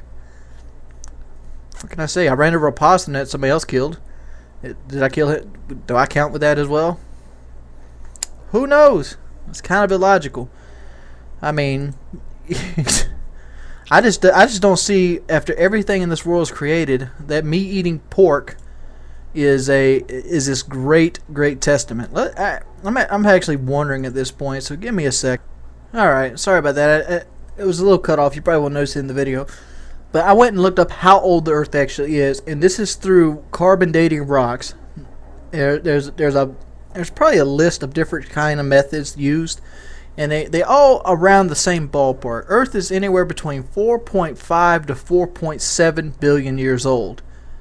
That's, 4.999 thousandth percent older than the Bible says it is. I don't do the math off the top of my head, but it's irrelevant. But I do know this right off the top of my head, Now, humans have been around for about 200,000 years. I know that because I'm a Sega Knight. And what is 200,000 to 4.7 billion? It is a microcosm. That is what it is. It is very, very small. The breadth of a human life on this planet is atom-like. It's minuscule. It is midgety. It is so small it doesn't even matter. We are that 5 dislikes on the 17,000 like video. That is what we are. So for us to give such a privileged position to ourselves so quickly of a central deity is juvenile. It is ludicrous. How can you think about that? A place that's been around 4.7 billion years. And that's just that's very small in universe time. We're actually pretty young in the universe time. Do you actually wonder how old the universe is? The universe is 11.5 billion years old. So let's go ahead and equate that 4.7 billion years to the 11.5. So if 12 was 100%, let's go ahead and round it up to 12. If 12 was 100%, you would be 5. I mean, that is not even half the universe's existence. We popped in somewhere around the 66% mark. And humans popped in somewhere around the 99.9% mark on the Earth. So you're telling me that a deity is going to wipe out planet Earth on May 21st of 2011, 7,000 years after flooding the Earth with Noah, and he set this shit up 11.5 billion years ago to happen. I mean, what is he waiting on? But the fact is, the universe was created, and through creation we've learned, and through science we've learned, something can come from nothing. It can. It seriously can. It's the best example would be yourself. Through a chain reaction during the period of the Earth's happening, bacteria started forming. That bacteria broke off and became living organisms. It's the same way with outer space. There's 3 elements in outer space at all times. There's dark matter, dark energy, and antimatter. And through a vacuum, you can actually create something out of nothing. Just make something pop into existence. A better example of this would be water. Like, have you ever thought about that? Like, you ever seen like a glass sweat, or like a pipe sweat itself out? That water on the end of the pipe didn't come from inside the pipe. It came because of reaction of elements. Same thing here. The right reaction happens, something is created. That is something out of nothing. That is, in a nutshell, what everybody fights about. And that is, in a nutshell, what religion uses as, the great downfall of science. It's hard to believe something can come from nothing, because you always need materials to work with. That's the basis of everything we do. If you want to build a stool, you're going to need wood. To have wood, you got to have an axe. To have an axe, you got to have steel. And there's a whole chain reaction or events that happens. Another good example was splitting atoms. You split atoms, it increases tenfold. It's an atomic reaction. But we're getting off subject here. Let's go back to the Judgment Day. The rapture is coming next week, 7 days from now. So what we've learned is 11.5 billion years has stood up on its head to this point. God created all that backspace and backstory just so he could let us live for a little bit and then kill us off. He wants to throw our bodies around the world and whatever. Let me actually read you an excerpt from the site. Keep in mind that the Westboro Baptist Church is also a Christian, God-fearing community. I just wanted to throw that out there. But this is an excerpt from the actual site of Marie Easley's. By God's grace and tremendous mercy, He is giving us an advance warning as to what He is about to do. On the Judgment Day of May 21st of 2011, this 5-month period of horrible torment will begin with all the inhabitants of earth. It will be on May 21st that God will raise up all the dead that have ever died from the graves. Earthquake will ravage the world, as the earth will no longer conceal its dead. Isaiah 26:21. People who have died as saved individuals will experience the resurrection on their bodies and immediately leave this world to be forever with the Lord. For those who died unsaved will be raised up as well, and only their lifeless bodies to have scattered across the face of the earth. Death will be everywhere. Notice how God is like a little kid building a sandcastle. He builds it up just to destroy it, but his G.I. Joe he had on the sandcastle, he picks him up, takes him away. He liked that G.I. Joe. That was his G.I. Joe.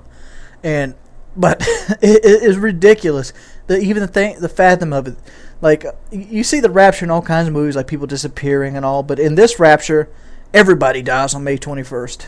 All of us will be wiped out. And I want you guys to look at it this way. When May 21st rolls around, which will be next Saturday, and I'm going to make sure I do a commentary that day. I'm going to make sure it gets done. I want to hear the excuses on why I'm not dead. Because guess what? I know I will not be dying. Because this Savior that you create did not create me.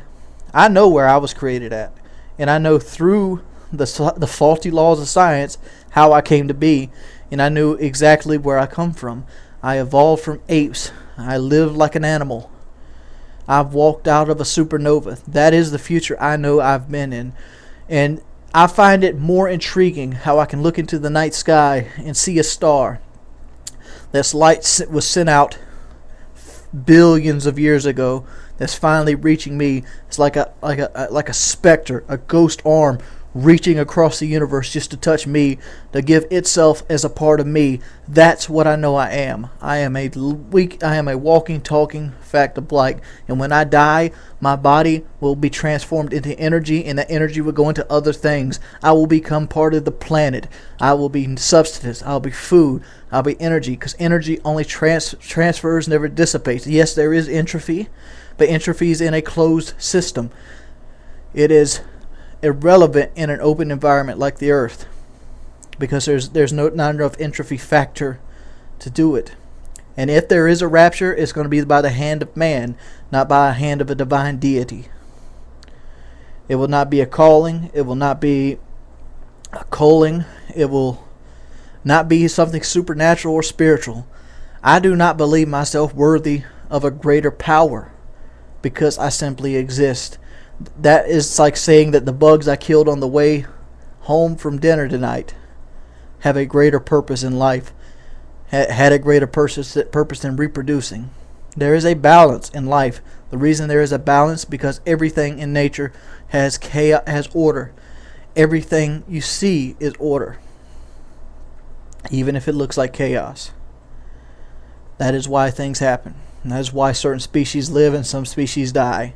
The reason that we have hands and feet is the same reason that monkeys use bones to fight each other and have family unions. It's the same reason we're still pack animals. It's the same reason that we always want to travel, because we've never got rid of our nomadic spirit. It's the same reason that we want to touch out and be greater than what we actually are.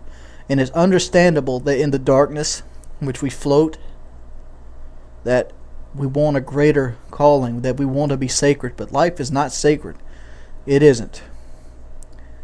It truly isn't. We are energy. That's all we are. We just happen to be the privileged selection of energy that evolved better than something else. You ever heard of evolution of islands? You ever seen a baby giraffe? You ever seen a poodle?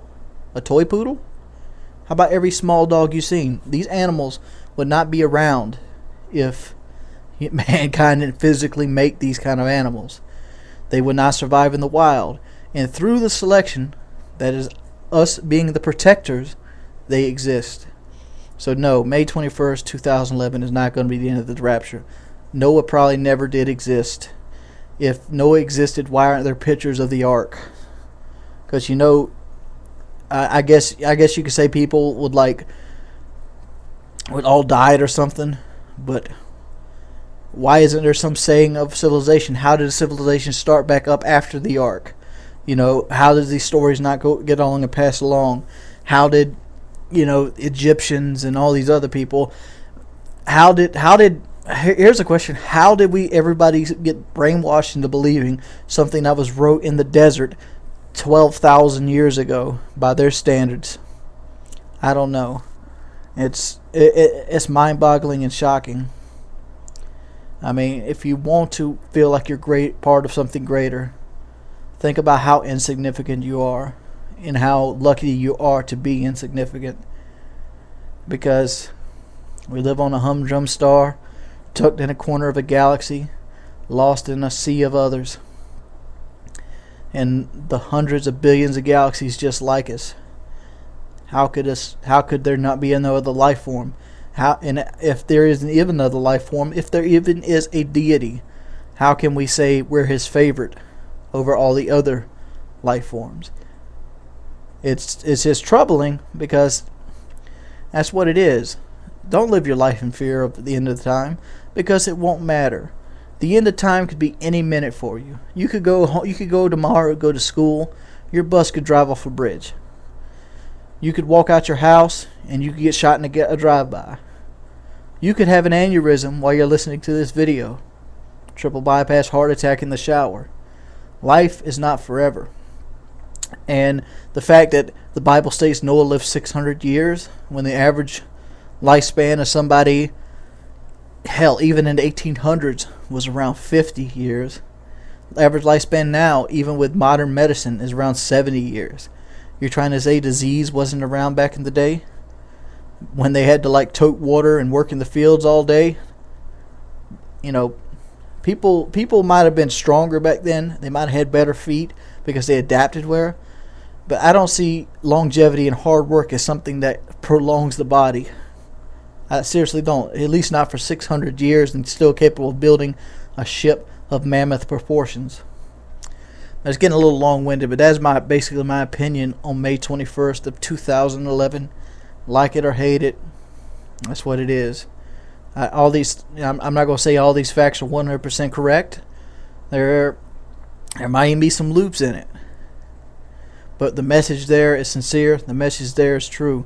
You will breathe on May 21st of 2011.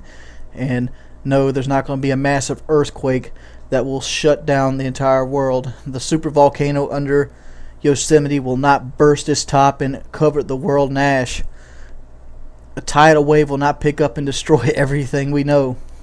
Because as much as it sounds and as arrogant as it sounds, it would take nothing. It would take only thing that could destroy us is time. And time itself is irrelevant. What's up, guys? It's your boy Wings of Redemption, and I'm doing a little follow-up on the video I did last night called May 21st, 2011. Okay. Let's go ahead and talk about a couple things I've read through the comment section that people wanted to explain and felt they needed the reason to. And I'll debate these with you. Here's what I'm going to do. The response.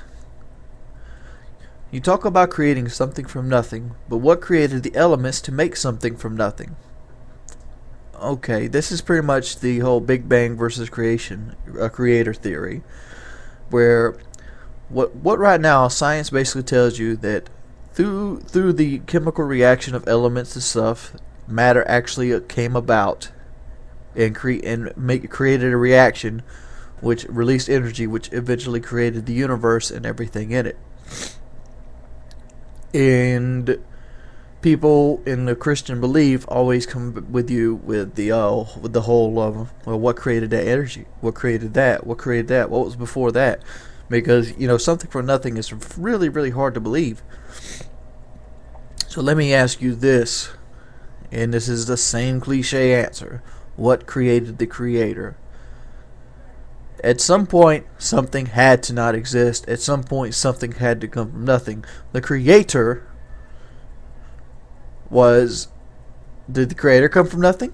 Did he just pop out as an omnipotent being that looks just like us somewhere far, far out in the galaxy? I mean, seriously. I mean, I don't consider something that complex just to pop out of nothing. Something from nothing would be like bacteria. Something from nothing would be like a source of light. Something from nothing would not be an omnipotent being that knows everything that happens in a 150 billion light year radius. It just doesn't happen that way. I mean, I just don't see it. And look at it in this way. All right, let's say that a creator did create us, because this is not the first time the universe is expanded. If I'm correct on that one, I'm not 100% sure.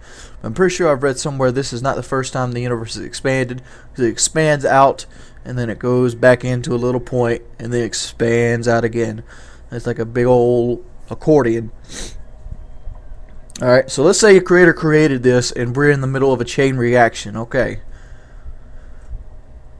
Well, it goes back to the same fucking question. What created him? Did he pop out of nowhere? The fact is, something from nothing had to happen at one point or another. Be it a being or a magnificent architect, something had to create something from nothing. So the fact is, there's no way possible that the universe started by someone else's hand, because to create something, you need something else if you don't believe something out of nothing. I know that don't make sense, but that's the object that you're supposed to understand and adore. And you know what? I don't give a shit. To be perfectly honest, I don't care what created the universe. You know why? Because I am a very small part of the universe. It is like it's the same as the ant doesn't care who built my house, because it does not evolve around his world. His world is grass, grasshoppers, and food. My world, is for trucks, video games, and YouTube. That is my world. My world has nothing to do with what happened, 11.5 billion years ago. And I'm not trying to push anybody away from religion or the religious beliefs. I'm just trying to get my point of view out there. I'm not really a hardcore religious guy. I barely think about religion. But I'm clear-headed enough to think about why certain things happen and why I shouldn't do certain things. And let me go ahead and make this point clear. You shouldn't follow something blindly, especially since your family coordinates you to do it. When you follow something blindly, it goes in the whole thing of like, if so-and-so jumps off a bridge, will you follow behind them? I look at it in the same boat as a Christian belief. That I'm supposed to believe something out of 100% faith that has no proof whatsoever of its existence.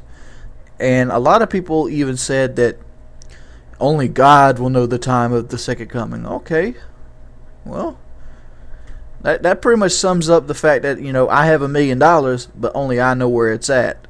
Do you think I really have $1 million? Maybe I'm hiding it, maybe I'm not. That's the same thing. I mean, if only God knows where it is. It's just vague. It's like, would you believe somebody if they were going to pay you? Let's say you're going to cut somebody's grass, and they go, "Hey, Billy, I give you $50 to cut this grass," but only I know if I have $50 or not. And then you look at the man's house, and the man's house is like a shack, and he has like raggedy clothes on and whatnot. Do you think that man got that $50 to pay you? I mean, are you going to cut his grass out of faith? That's what it pretty much lines down to. It's very vague. Deals like that are what you stay away from. When something is very vague, that means it's easier to keep things. Horoscopes is a great example of this. Read a horoscope. Matter of fact, hold up. I'll read my horoscope today. Okay, here it is. I mean, just give me a second right here. Alright, my horoscope for May 15th is, you're likely feeling confident, optimistic, and enthusiastic today. You feel as anything is possible, and indeed it is. You feel a bit wanderlust and anxious to explore new places and meet new people. You may soon receive the chance. Life is one big adventure. You're fortunate enough that you have the sword spirit that embraces it fully. Alright, you see how vague that is? You're likely to feel confident. Maybe I feel confident, maybe I don't. And then it adds 3 more things: confident, optimistic, enthusiastic. All those are super vague. You feel as anything is possible, and indeed it is. That's just a statement. You feel a bit of wanderlust and anxious to explore new places and meet new people. This is the natural human instinct. I talked about this earlier, that people are nomadic. They want to wonder, and everybody does that. If you don't, you're socially adept. And that it's just very vague. That's the way you do it.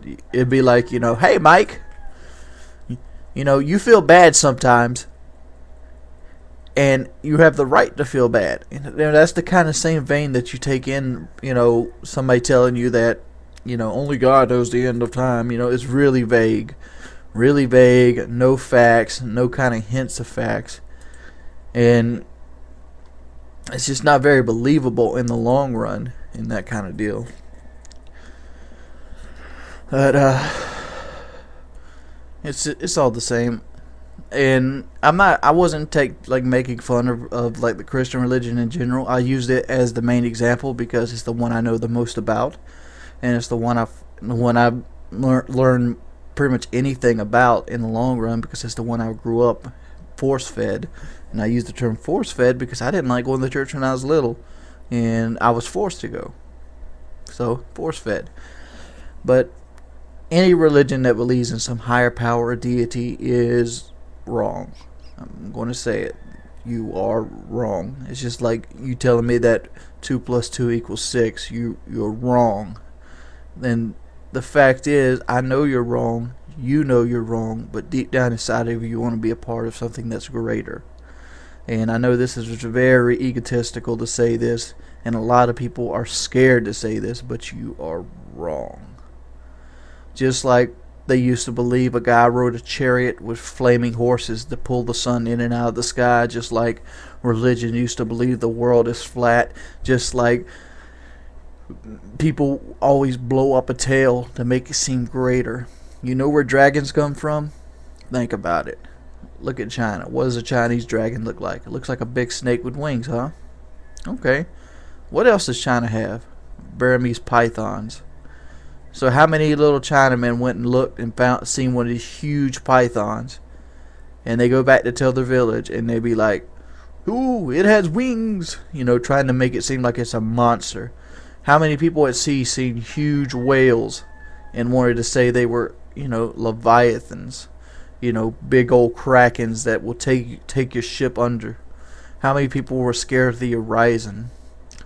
And another thing is that list of scientists.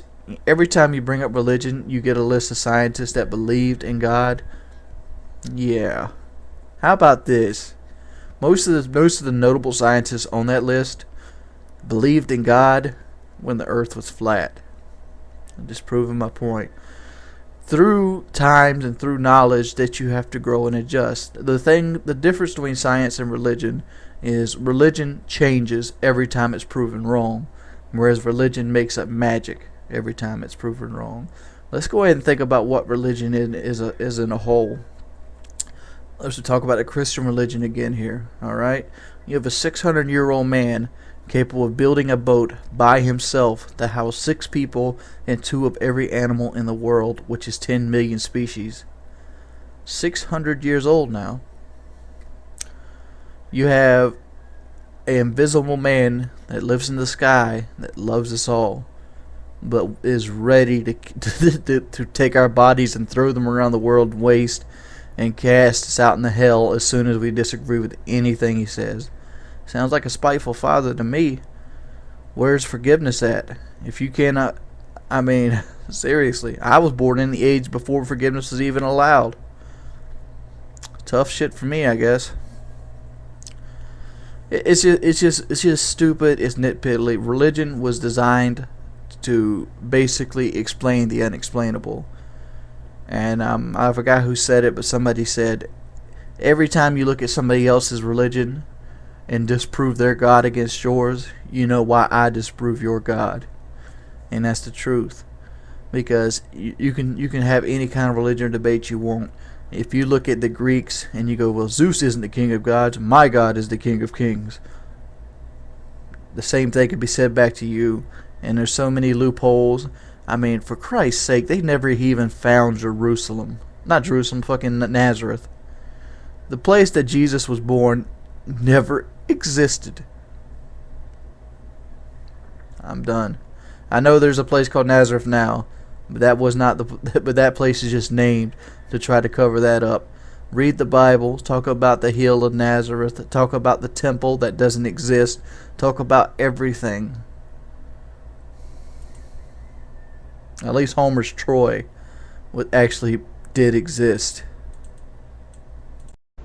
What's up, everybody? It's your boy Wings of Redemption, and I'm back, and I'm bringing you a little gameplay here of Battlefield Vietnam on the Xbox. I'm starting out with the M14, but I'll quickly switch to the M16, and boop, there we go, headshot. But I do got my man here, the N 2,858. Damn right, 2,858 numbers at the end of my name. It was basically the reason why I created that. I just created a YouTube account to just watch videos back in 2006.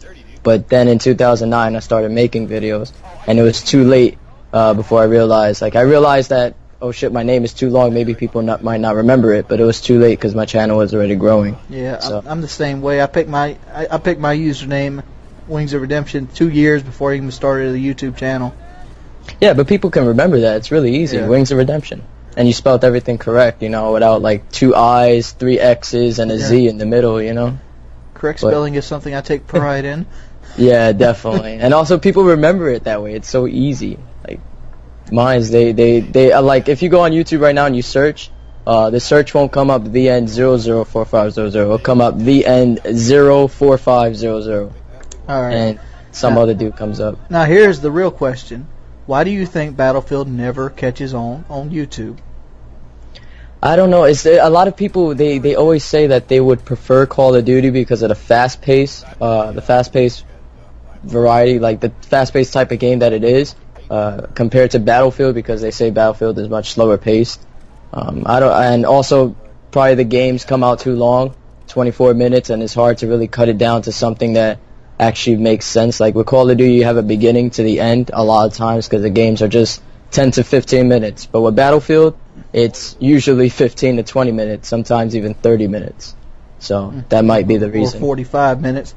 If you got like a 3v3, you're definitely gonna have an hour game. I remember I had a game like that. It was on that the map Nelson Bay, and it was basically me and this other guy, and the other team had 5, but we held them off. But every time we were about to win, they would somehow advance. So the game took about an hour. Somehow advanced my ass to fucking C4 the shit. Yup. Lose the entire fucking time, and then just C4 the shit like it's a fucking ace in the pocket. Yup. I heard they patched that though. They did. Yeah, they actually did, and because before it would take like 12 C4s and that was it. Yeah. Maybe even 20, but now it takes a lot more than that. It takes around 40 of them now, but that shit was so annoying, dude. It felt like you beat a team 5 or 6 times a game, and the games would last like an hour. Yeah. Especially on somewhere like Port Valdez or Arica Harbor. Mhm. You know what they also they used to do? It was actually pretty funny. They'll put the C4 on the UAV and fly it up and then bring it down, and they'll have like a teammate will put C4 on the UAV, the guy driving it will fly it all the way up and come down really fast on the objective. They'll blow up the C4 right when the UAV is on top of the objective, and then they'll keep completing the process over and over again until they got it. Yeah, beastifying, huh? Yeah, every time me and my teammates would see the UAV come in, that would be the first thing we're shooting at. So hard to get teammates on Battlefield. Definitely. I've been experiencing that problem a lot lately a lot before the PSN went down. You know, you enter a game and there's guys just all the way at the back of the map sniping when we're attacking. That makes no sense. Well, I'm talking about in general. Like I play a lot of people from Twitter. That's why I play on the Xbox more than the PS3, because they have the invite to game feature on Xbox. So you don't have to have people on your friends list to play with them. Yeah. I'll send out a request for Battlefield, and there might be like 2 people send a request, where if I was on Call of Duty, I'd get upwards of 100 people. Yeah, it just shows like how many people are you know, more liking Call of Duty as to Battlefield in this community, because this community was basically built around Call of Duty, so that could also be a reason. Yeah, but it's also to the fact of like playing Vietnam is almost impossible. Like we had to play last night. I had a group of 4 guys, so I got this gameplay app. And we had to play like 8 versus 5 for like 3 hours before we got a game full. And that's annoying as shit. It looked like DICE would do something about that and just cut the servers or something. Yeah, but a lot of the times, I mean, I guess I'm probably lucky on Vietnam. I enter 12v12 games on the PS3. I'm unlucky when it comes to the regular one. I enter like 3v3s and a 1v7 or some crap like that, and I end up on the team with the one guy, and then it's a 2v7. Then we just get scraped. Yeah, it's annoying. Another reason I don't think Battlefield's ever really took off on YouTube is it's not a run and gun shooter. It's a tactical shooter where you'll see to play it well, you gotta do some standing around. You do. Oh, hold on, I'm sorry, my grandma came in. Alright, so what was that? What were you saying right there? For Battlefield's a tactical shooter, and for it to basically do it well, like actually play the game well, you got to do some standing around when you have the advantage, like map wise. Yeah, a lot of people, what they like about Call of Duty is that because it's a run and gun, you don't really have to put much thought into it. You can just pretty much go in there and just like spawn lock people, and that's pretty easy if the other team's horrible. But on Battlefield, it's quite hard to do that, even if the other team is horrible, because there's a lot of open routes that they could take. Do you think Battlefield would benefit from like a sleight of hand type perk? Every time I play it, that's what I want. I don't know. I mean, it's sleight of hand in the fact that you're reloading fast, or you're reloading fast and aiming down the sights fast. Just reloading faster. I don't know. Like that's like trying to implement Call of Duty into Battlefield. It gets pretty complicated at that, because then you got the guys with the LMGs who are going to be able to reload faster and get an edge on you. Yeah, but LMGs already have 200 rounds. Mm-hmm. I mean, I'm talking more like assault rifles. You pretty much, it takes anywhere from 6 to 12 bullets to kill somebody. Yeah. And you got a 30-round magazine, so pretty much most you're gonna get is 2 kills out of a standard assault rifle. Every now and then you might be able to get 3. Yeah, I've gotten a couple of triple sprays. There's no way you could probably get a quad spray in Battlefield. It'd have to be all headshots.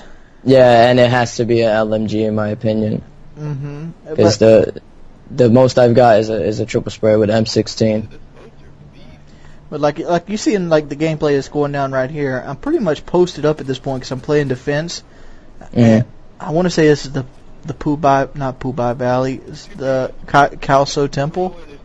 So the very first base, and I'm posted up here, and I got a medic giving me health right here. And normally, if I did this in Call of Duty, I'd get the whole like, "You suck, Wings. You's a camper," you know. Yeah. But here it's like it's a big choke point, and I'm like, why would I give up all this cover and make them walk through a field where I can just shoot them, versus running up into their spawn, which is blacked out? I mean, I think that's the reason the game never got popular on YouTube, because of features like that. Yeah, is that people are looking at the gameplay from a Call of Duty mindset rather than the Battlefield mindset. You know, they're not looking at it at a realistic way. Because Battlefield is supposed to, you're supposed to play it more in a realistic way rather than Call of Duty. A lot of people, it's popular, just run around and run and gun. So I guess that's where people are looking at it that way. They're looking at it as if this was Call of Duty, you wouldn't be doing that, you know? So that's what they're looking at it as. Mm-hmm. Get another big old headshot on a PB boat right there. It's so easy to do that, man. On the on Hill 137, if you're defending, the first base, as soon as they come with the PBRs, I just shoot them with the AK-47 and they're dead. And then I love to see, like, the driver thinks he's all big and bad because he got a guy in the front with 2 machine guns blasting away people on the island. When you shoot that guy with the machine guns, he's going to jump out of the boat and start swimming to land. Because he knows to get the hell out of there, because the next thing that's coming is an RPG. Yeah, if you're on a good team. If you're on my team, what ends up happening is they do a 360 no scope off the map. No. It's like every time I'm in a tank or something, and I wait on my fucking machine gunner to just eat through people. He's never able to kill anybody. So it's like a complete fail. You got like a whole charge of people coming at you, and he's just not able to kill a single one. Yeah, he's like, seriously. It's like when you invite people on Twitter and like you tell them like, don't let them plant the bomb, and you got like 6 bomb plants that round. I guess you're kind of like jinxing it when you're telling them don't let to, because then they'll probably try too hard and then they'll let people right through. I mean, it amazes me sometimes how, I mean, the game isn't that hard. I mean, like I could pick up shooter games and be able to competently, defend the bomb within the first 10 minutes of playing the game. Mm-hmm. But like, some people struggle with it. I've never understood that. Yeah, then I can see why some people struggle with it. Some people are, you know, they're just like casual gamers. They're not really, their gift isn't gaming. Like, dude, you have a gift for gaming. You know, you can go in there and you can just rape face On Pac-Man. Exactly. You can get all those little goddamn people on Pac-Man. But with other people, they'll pick up Pac-Man and they'll be horrible at it. I'm horrible at Pac-Man. I can't play that for crap. So you gotta plan out the big pellets versus the small pellets. Yeah, that's true. But my genre for gaming is first-person shooters. I love it. I'm not really into third-person shooters. Yeah, I gotta try to play Brink again. Man, I heard they patched the lag on it.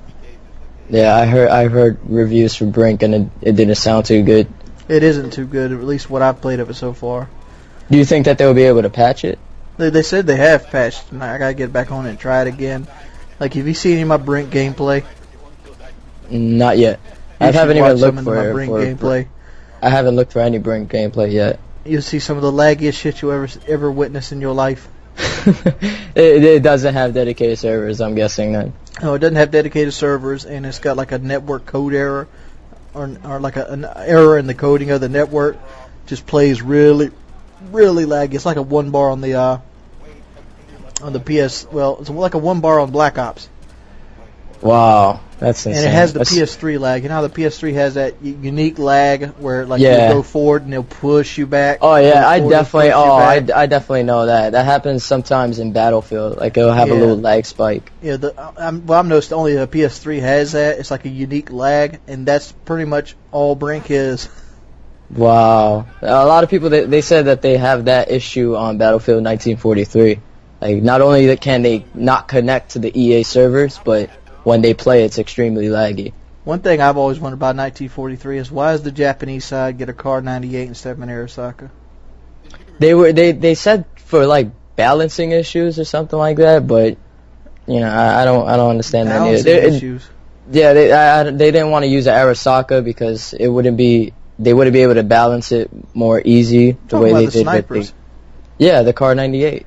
Yeah, but why not just have a scoped Arasaka versus the Springfield? I don't know. Bolt action. I was reading something about it on the site a long time ago. But I remember them mentioning balancing issues. The one thing that's not balanced in 1943 is the airplanes, in my opinion. The Japanese Zero is much lighter, and you can maneuver so much easier with it, and that's pretty much overpowering on the Corsair for the Americans because the Corsair is much heavier. So you can't turn very easy, and the Japanese Zero could just get the edge on you, come behind you, and shoot you out of the sky. Yep. Well, we're out of time right now. This has been the end 0458 million, whatever. That's right. And his grandma. You'll have to remember that. You'll have to memorize that. Just keep repeating it over and over again. You'll get it soon.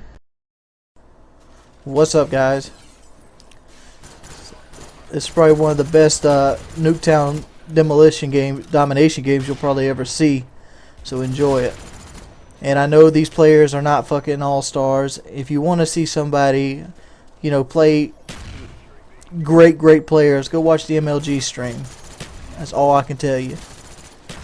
These players, what you get stuck with, and even doing this against bad players is a remarkable feat. So, and these players aren't that bad. I just get lucky a lot, like right there, that ghost guy. All right, like boom, right here. This guy. Oh, never mind. I don't get lucky on him. But my goal in this game was mainly to do the main Slayer role. You see me do the support role with the M16 the time before. But here I'm trying to work it as the other way. And basically, I noticed these guys are playing the objective, and they're playing the objective hard. See, I pick up a kill right there. My 75 kill from Osh Moxman. Alright. Alright, wait on him. Ooh.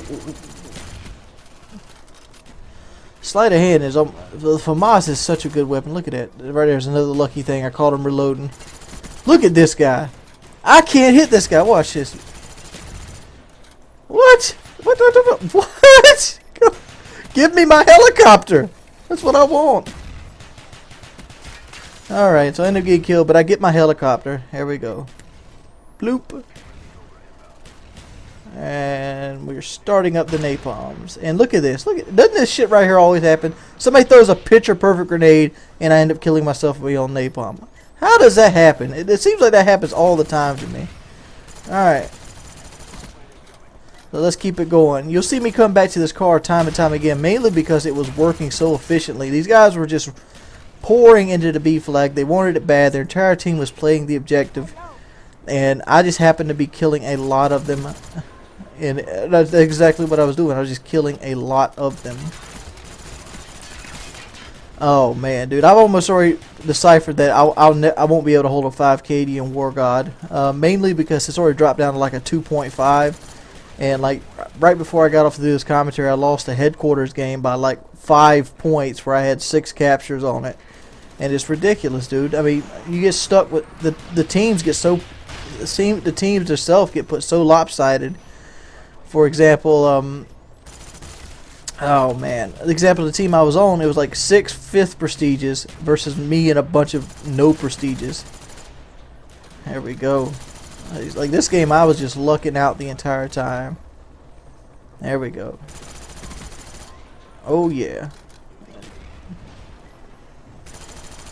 Oh, look at this, son. Double spray. No, never mind. You gotta love the second chance. Coming around.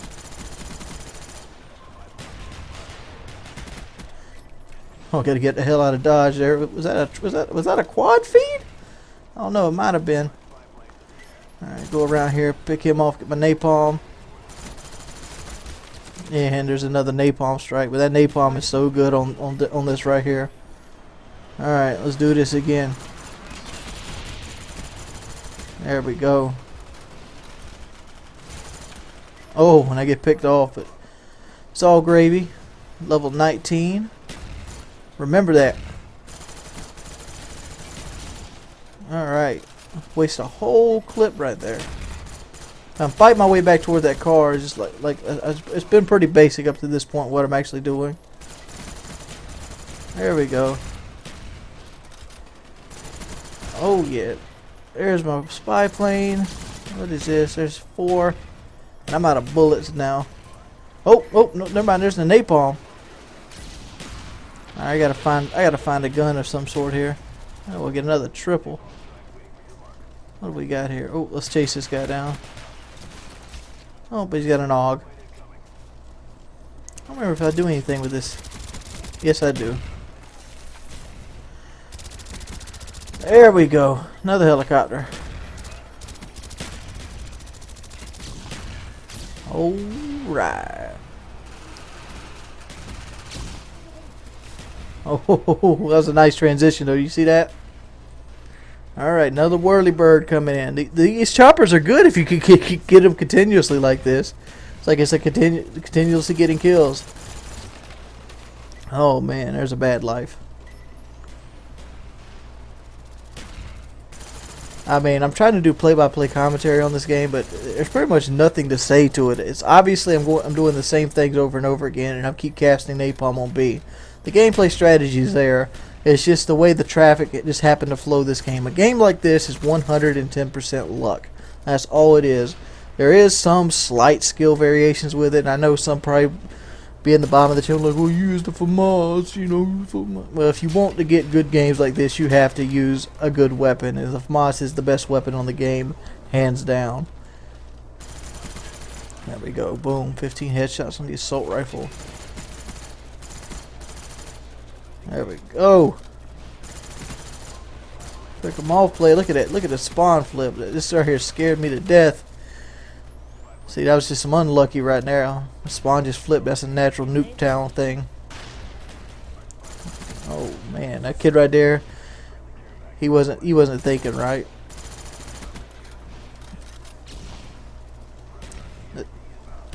This right here is another perfect example of why to use the entire clip for most of the part. There we go. Come on. Where's that napalm at? That napalm's like a guarantee. Oh, there's my napalm.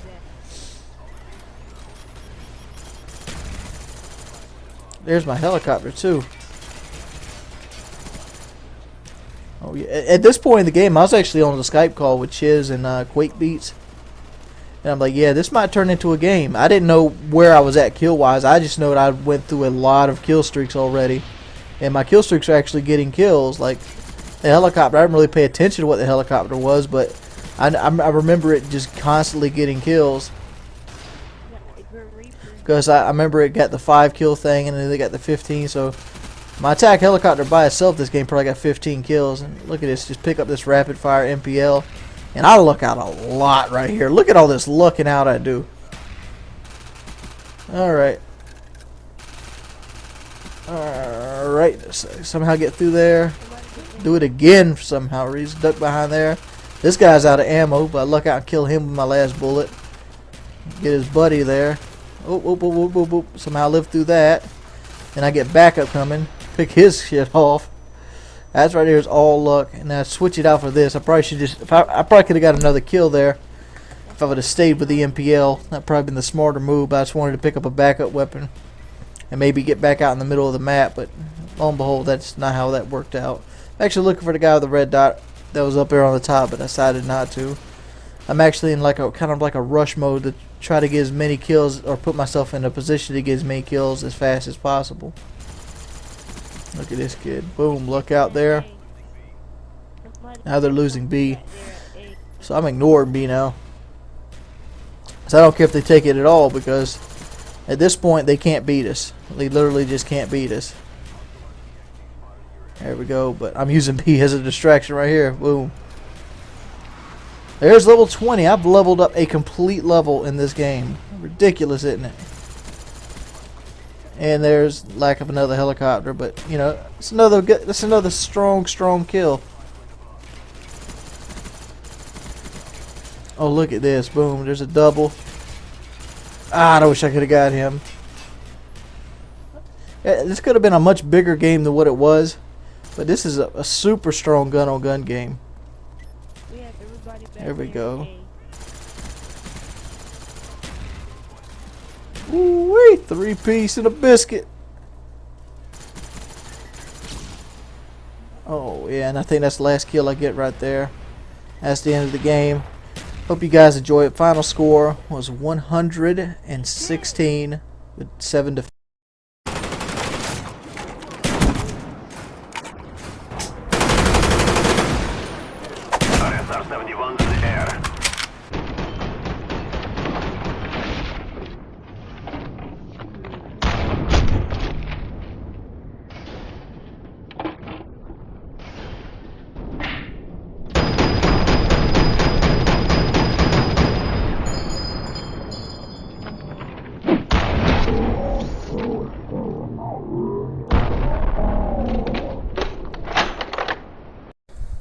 You know, throughout YouTube now, I'm sitting there thinking back, and it's soon going to be 3 years I've been on YouTube.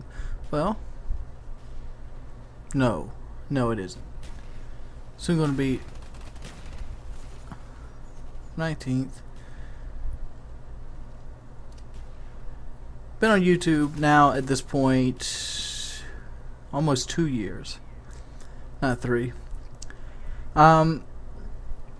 And I have changed a great deal as a player. My player basis was the same throughout most of my YouTube career, and it changed little bits at a time as you grow and had to adapt game to game. I started playing on World at War. World at War was a brand new game, and it was toward the end of World at War when I started my channel. When I started my channel, it was actually about 3 months before Modern Warfare 2 came out. And during that period, there was 2 World at War commentators, since it didn't really, commentaries were not as big as they are now. There was less following. There was about 10 of us all together, and about 6 of us were doing it seriously. As I can remember, for example, I know there was Hutch, Blame Truth, XCal wasn't. I'm not including him because he was on a hiatus at that point. There was Z7 Taylor. There was myself.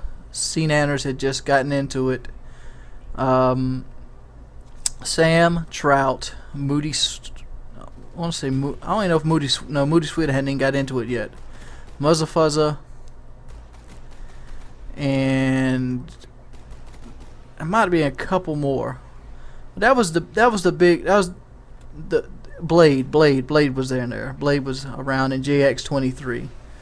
But that was the big who's who back in the day. And I kind of got into the game a little bit before everybody else. But I did a game that was kind of off the wall, so it kind of gave my channel a niche. World at War wasn't popular because all the other commentators that were in the Call of Duty genre preferred Call of Duty 4. I, on the other hand, hated Call of Duty 4. And the reason I hated Call of Duty 4 was mainly because of the way I played. I actually, when Call of Duty 4 was out, I did play it, but I played it in a different style than most people would have. Like I wasn't a defensive player when I first started playing this game. I came from Battlefield as a sniper. That's what I did. I'd like to use the bolt action rifles, and I did that for Quad 4 and through most of World at War. It wasn't until the end of World at War that my buddy Z7 Taylor, which is the person that got me into the YouTube scene, started an account called I'm in the Bush, and I started an account called the Killer Bush. And the whole idea was to see how good of KDs we could hold without sniping and without, with just 100% trying, because me and Taylor were mainly search and destroy players, and we mainly sniped in search and destroy. Not to get kill cams, because kill cams wasn't really popular back then. The reason I sniped in search and destroy was because it felt more authentic. Like, you shot the guy, he was off the map, he was done for that round. It's like you did your job. It felt like the sniper's role was more valued in a search and destroy situation, where a guy makes one mistake, you can kill him instantly for it. And that's just the way I liked and the way it worked. So yeah, we get into that, and Taylor got a shout out from Hutch, and he ended up getting 10,000 subscribers through Hutch's couple shout outs. And through Taylor, I ended up getting 10% of his audience, and that started me out with not 10%, about an 8 or 9% of his total audience. By the time Modern Warfare 2 came out, I had gained basically around, I want to say 800 to 950 subscribers in the first 3 months of my existence, and most of that came from me. It came from me making videos that people would want to see. But the fact is, every time I put a video out, I had almost a 100% conversion ratio. People wanted to watch my videos, and that was cool. It wasn't until later on in Modern Warfare 2 that I started just getting disheartened with it, and the trolls started coming. I think the best time I had doing this was that original 1,000 subscribers. That way, every time I put a video out, I was eager to see what people had to say. I was eager to talk to people. And you go through the whole the whole spiel. And that was the most fun I've had doing, commentary. And the original goal to get into this was kind of an escape route. I was working at a company called MetGlass, and I foreseen that we were going to go into financial trouble. So I was looking for an escape plan, because I hate working. I hated it. I'm not working in general. I hate working for a factory, working for the man. It's something I plan on never doing again in my life if I can help it. And I was using it as an escape route, so ended up getting laid off. And through the period of me being laid off, the machinima had started up. I'd actually, by the time machinima had started up, and through Modern Warfare 2, I had already gained 5,000 to 6,000 subscribers, which at the time was bolstering, because I came in through the original wave of Modern Warfare 2, and people found the game, people loved the game broke records like crazy. It was something refreshing that everybody wanted to see, and people enjoyed watching it. And me being the only person that put out continual content every day, I would put out 3 videos a day. It got me to the point where I had a steady fan base, and somewhere around the ballpark of 13 to 15,000 subscribers was when I seen a video when Machinima first came up, which was December of 2009. This was when Respawn first came up, of Hutch is your daddy doing sniper gameplay, because Hutch, I didn't really know anything about him as a person because I didn't really watch other commentators. The only commentator I mainly watched was E7 Taylor and C Nanners, but that was back when me, C Nanners, E7 Taylor were pretty much all small. I mean, for the World at War genre, up until Blame Truth and Hutch shouted out C Nanners, I was bigger than him, and it kind of kept on basis. We were all three part of Persona Gaming, which if you ever looked at my old videos, that was a side project that we were brung into. And the original thing with Persona Gaming was kind of like Team Noble. You know, we were supposed to make money, we were supposed to do this and that, and none of it ever came to fathom. But I ended up using it as like a marketing driven system. And Persona Gaming died shortly after I left because C-Nan was the first to leave it as soon as he got popular. And I remember as soon as C-Nan got popular, I was like, "What's up, dude? You should give me a chance." And oh, the other guy was Pyro Puncher. That's the other guy. Can't forget him. Like, C-Nanners, you should give me a shout, you know, because I was kind of hoping that C-Nanners would help a boy out. And I still remember the message he sent to me. He's like, "I know you're eager to grow your channel, but I'm sorry at this time I cannot put you on my channel." And it was like, seriously? It's like, okay. But that was that. And eventually, back to the Hutch thing. I'm kind of like missing so many bases here. I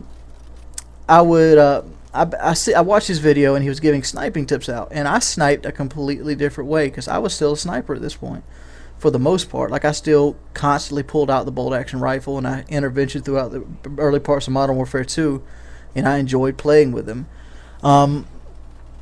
And I see a guy, it was a video on Terminal. He ended up going 25 and like 10 or something like that. Didn't even get to the time limit. And he posted it on Machinima. And actually, no, that was wrong. That was incorrect. It was 30 and 17. That's what it was. And he was giving sniping tips out. And he's like, I'm like, why would you tell people to do this? Because I didn't understand the concept of rushing and camping at that point. Because I played the way I played, and I played because when I came up through World of War, we played for one thing. We played to win the game. And if you won the game, you could talk shit. And that's, if your playing style dictated that, that's the way you play. That's what brought you success. And I didn't, this whole concept of, you know, you had to rush with a sniper was foreign to me because I didn't even know Nation existed at that point. But they were another commentator. I mean, I'll be coming up through them as this. But and through Hutch, I found these Nation, and that's kind of when it kind of started going sour for me, like on the fan base wise. I stopped caring about what a lot of people had to say or opinions because I had gotten so much hate from the Hutch fan base and the Optic fan base that it just made my skin really, really thick. And at that point, there was a couple times there I was about to shut my channel down. It's like, fuck it, I'm tired of this shit. But see me, I'm hard-headed like a brick wall. If I don't like what you're doing, I will fight you for it. And I knew I could basically play better than most of these guys I was watching. This is going to be continued. I figured I could play a little bit better than most of the people there. And what happened was we started doing challenges for each other instead of, you know, having, you know, a pissing contest. But look here, do something and I'll prove it. And what ended up happening was Optic challenged me to get a nuke running around quickscoping, which I ended up doing on Wasteland. And basically I was allowed to use the chopper gun and whatnot, just like they did. Because I remember Hex sent me a message. It was somebody on like somebody on Scrapyard doing it. And this is at this point I had around 40,000 subscribers because the way I worked the Hutch thing, even though Hutch had Hutch didn't really send people himself. But the fact is his subscriber base was so loyal, like a pack of dogs. They came over to attack me, and instead of just getting mad at them, what I did was I tried to put out the best content I possibly could put out, you know, and put out as much as I possibly could put out. So when they came over to hate on my videos, maybe they would see the video and like, man, this is actually pretty good. And that's exactly what ended up happening. It did a conversion ratio, and no, Hutch didn't have 400,000 subscribers at this point. He was at I think maybe 30 when I was at like 13ish, but it ended up skyrocketing us both. Hutch at the end of like February had broke 100,000, which was unheard of at the time, and I was falling around the 30,000 ballpark, and this is the same time that I started getting a machinima contract shortly after Hutch and them, and a guy named GFX Lab soon pulled up onto the scene, and I started doing dual comms with a couple guys known as FPS Kyle and Woody, and that was the start of that triad. And we kind of built a network around that because we all quickly became friends, and like we seriously had to build a network in, and the network's basically like a series of things that you can fall back on and rely on, because you know it just makes more sense to run a network, because and that's the way Optic Nations run, that's the way most things are run, and I knew this to begin with. And at that time, host migration had fired up, and I really liked the idea of host migration. And I knew I had me, Kyle, and Woody, and the same thing here is I'm like, I can be more entertaining than these guys, and through that we made an attempt, and it's not to make an attempt to knock my host migration off. It was an attempt to give somebody a medium. You ever heard the term, you know, Coke and Pepsi, Ford and Chevy? I wanted it to be the opposite of that. They had host migration. Host migration needed a sister company, and that was what we created at Painkiller Already, to be like the sister podcast, which was actually the third podcast in the line, because Excaliburs had just come out of hiatus towards the beginning of January, and him, Blame Truth, Pyro Puncher, and the whole nine basically started Gentleman's Choice, and there was a little part left out.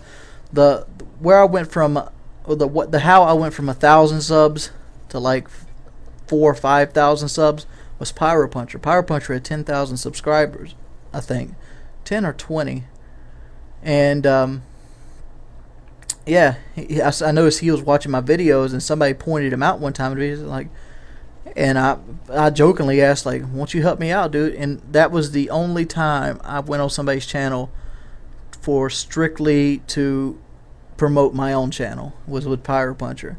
And yeah, that's the only time it ever happened. Like, I failed right here, look at that.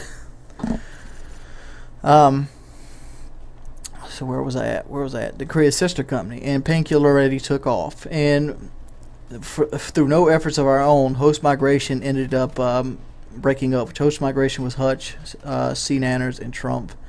They didn't break up as like, you know, we hate each other. They broke up because they just no longer wanted to do it. They got tired of it, which is understandable. I mean, even to this day, Painkiller Already is not a profitable venture, but we still enjoy doing it, and hopefully one day it'll become something greater, because now we're the #1 podcast on Podbean. I wish we had a bigger barometer to use, because I would like to see how good we actually are. But you know, Painkiller Already has just grown the way it's grown. It kind of grew with our YouTube channels itself, and a lot of people like Painkiller Already more than our YouTube channels at this point. But through Modern Warfare 2, at the end of Modern Warfare 2, I had recently just passed. Toward the end of Modern Warfare 2, it basically got into the stale zone, which you're probably in right now in Black Ops, so people didn't want to play it, didn't want to watch it. But in the long run, it was still Call of Duty. It's what everybody knows. It's what everybody can relate to, so it ended up being that. So you have dead periods in that.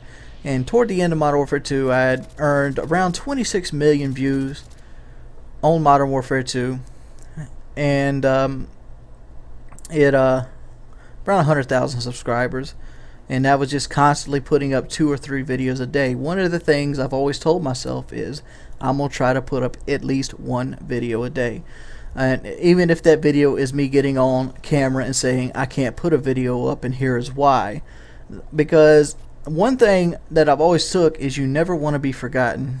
You can be hated, you can be loved, you can be laughed, you can be revered, but you never want to be forgotten. And one of the main influences here is Rush Limbaugh. Rush Limbaugh is hated by a lot of people, but he's also loved by a lot of people. And the fact is, he's always stayed in the game. Nobody's forgotten him yet. Somebody that people loved and maybe forgotten, maybe like Eddie Murphy would probably fall into that in that category right now. Everybody knows who Eddie Murphy is, but they don't think about him anymore now. Like, when's the last time you thought about Eddie Murphy? Bet you haven't for a while. You know who he is, but it's like, oh, I mean, I didn't want to go into that category. Everybody knew who Wings of Redemption was, but nobody remembered that he existed. So I tried to stay in the limelight in that kind of situation or scenario, and make sure that my the way I played stayed prevalent. And believe it or not, I was actually the first guy to lay the patent down like this. Not really the first guy. Blame Truth did it as well. A couple other guys did it, but I was the first guy to make it popular, like just 100% defensive play, and even coined the term defensive play. And I based my defensive play around my sniping game, because I've always been, quote unquote, a hard scoper, and I always played around with the way people ran, the routes they used, and that's how I based around back in World at War when me and Taylor wanted to come from I think I was a 1.49 KD player with a sniper, and I turned into around a 4 KD player with a regular gun. And the whole reason behind that was, instead of running around with sniper rifles and getting upset, we just planned out routes and picked the people off, took the easy kills. You always just make sure you're always winning the gunfight. You always have first shot, and that's pretty much the basis of the way I play for first shot. And a large reason of this playing for first shot is my internet connection, and sometimes it suffers. Like you'll see a lot of people asking me, why is so and so, why aren't you a 5 KD player if all you do is camp? Well, I like to camp in, basically large high traffic areas, and sometimes my internet connection fails me if I'm caught off guard. Like, I probably could have got away from that with a good internet connection, but I didn't. Or so and so I'll be shooting so and so and he'll knife through me. I've even posted videos of my internet connection crapping out on me. And the internet connection didn't become a big deal or factor until Black Ops, when they took out stopping power. Mainly because that extra bullet was what always caught me around the corner, would always stop me from killing said guy. And I mean, I do have better internet connection than some people. I'm not gonna lie. Like, colleges have it rough, but like I said, this is going to continue on to another video.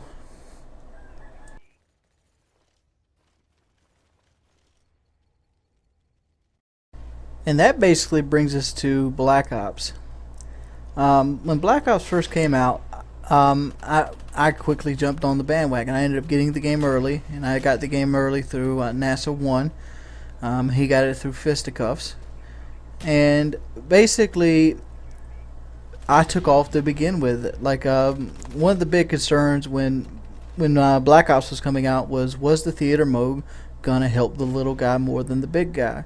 And it turns out that the big guy just got bigger, just like all other enterprises, because we're easier to spot and we were easier to basically find.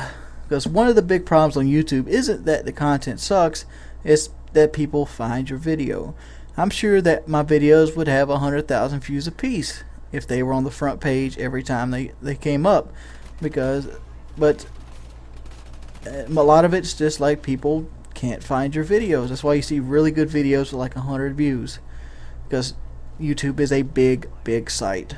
It's got a lot of servers. But all in all, I was jumping off to the great start.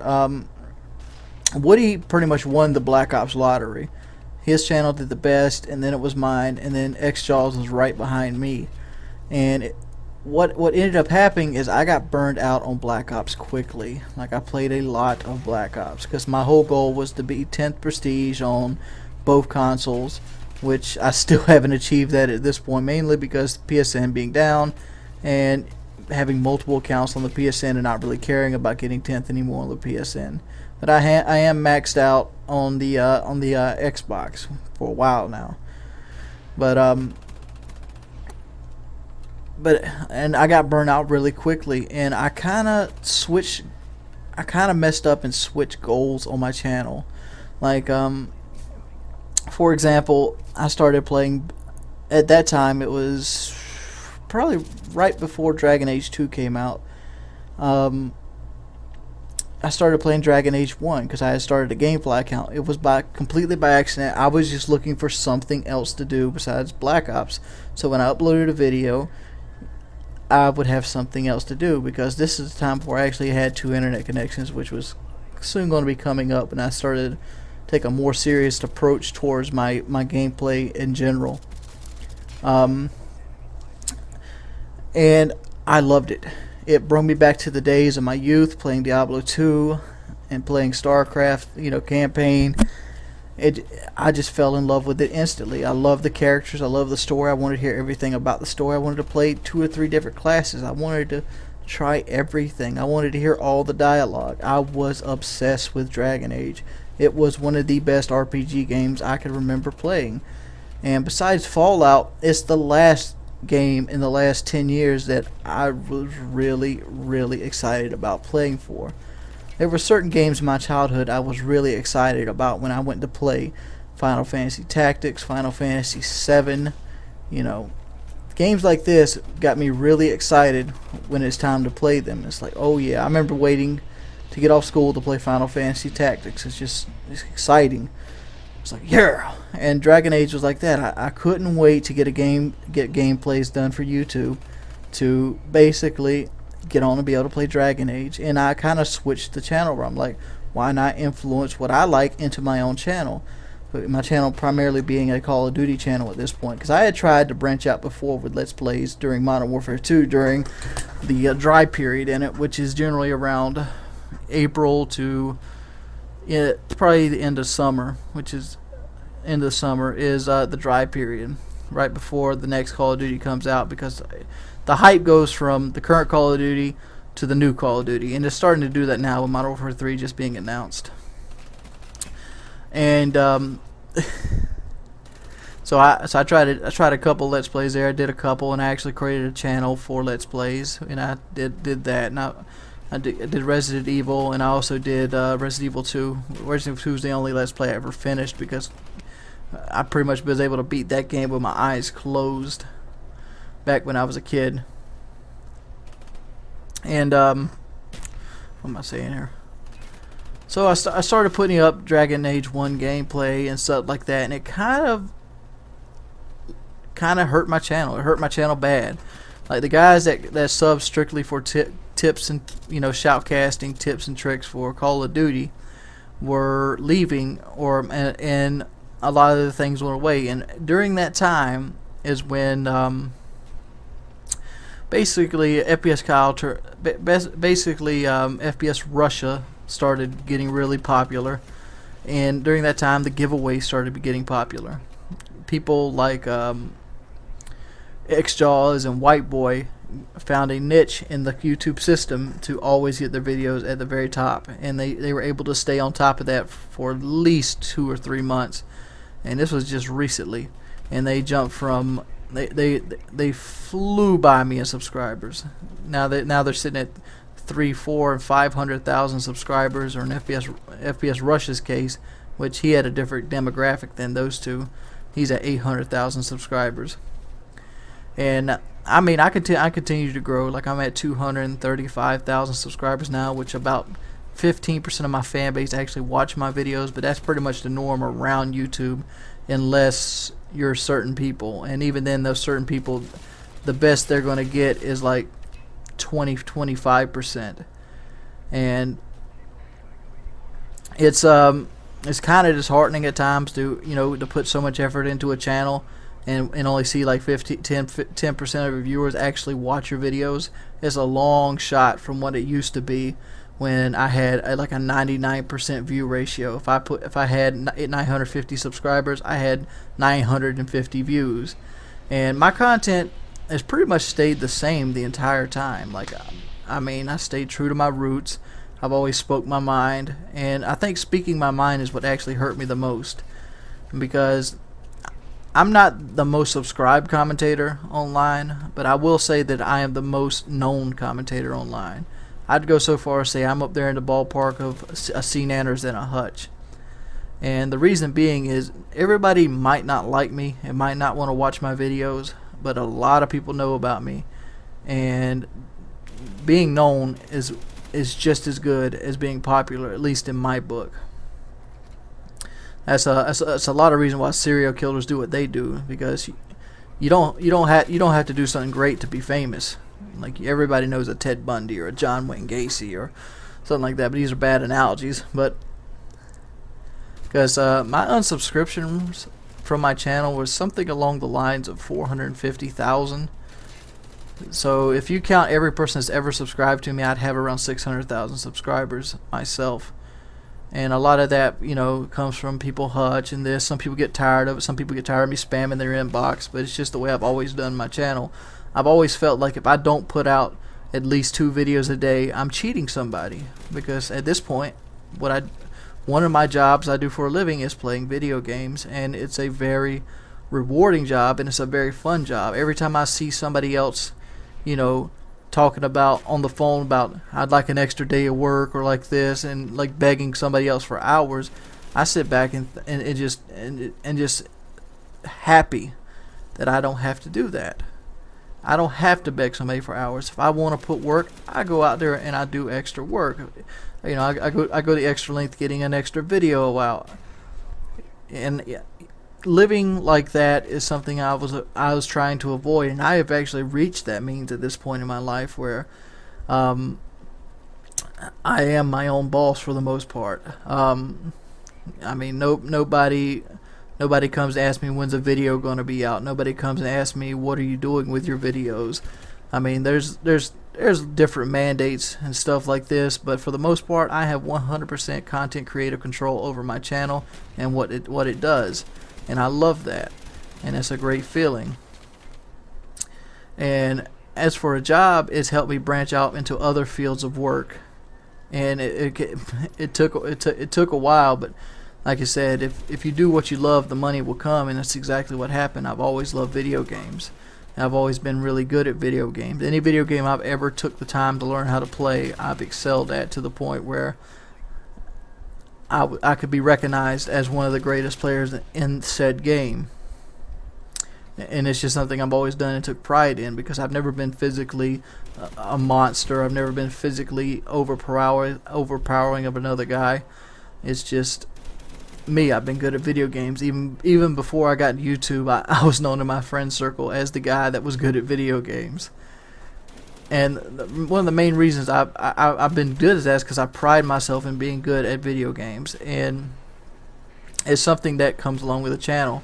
What a lot of people I see doing, they're creating these YouTube channels because they see the success that comes with it, and a lot of the people that actually got success through these YouTube channels did it because they enjoyed video games, and that's the core right there. Do it because you want to do it, and if you're any good at it, the money will be there, the notoriety will be there. And that's the fundamentals of the game. People want you to enjoy what you're doing, even if you're unhappy with a certain game, even if you're playing a game you don't like. If at your core you detest doing what you're doing, or you're not giving it your all, it shows. Peace. You know, there's like an unspoken thing that I haven't heard anybody talk about really too much, and I wanted to talk about it here. And I made a tweet earlier, and if you don't follow my Twitter, it'll be in the bottom here, about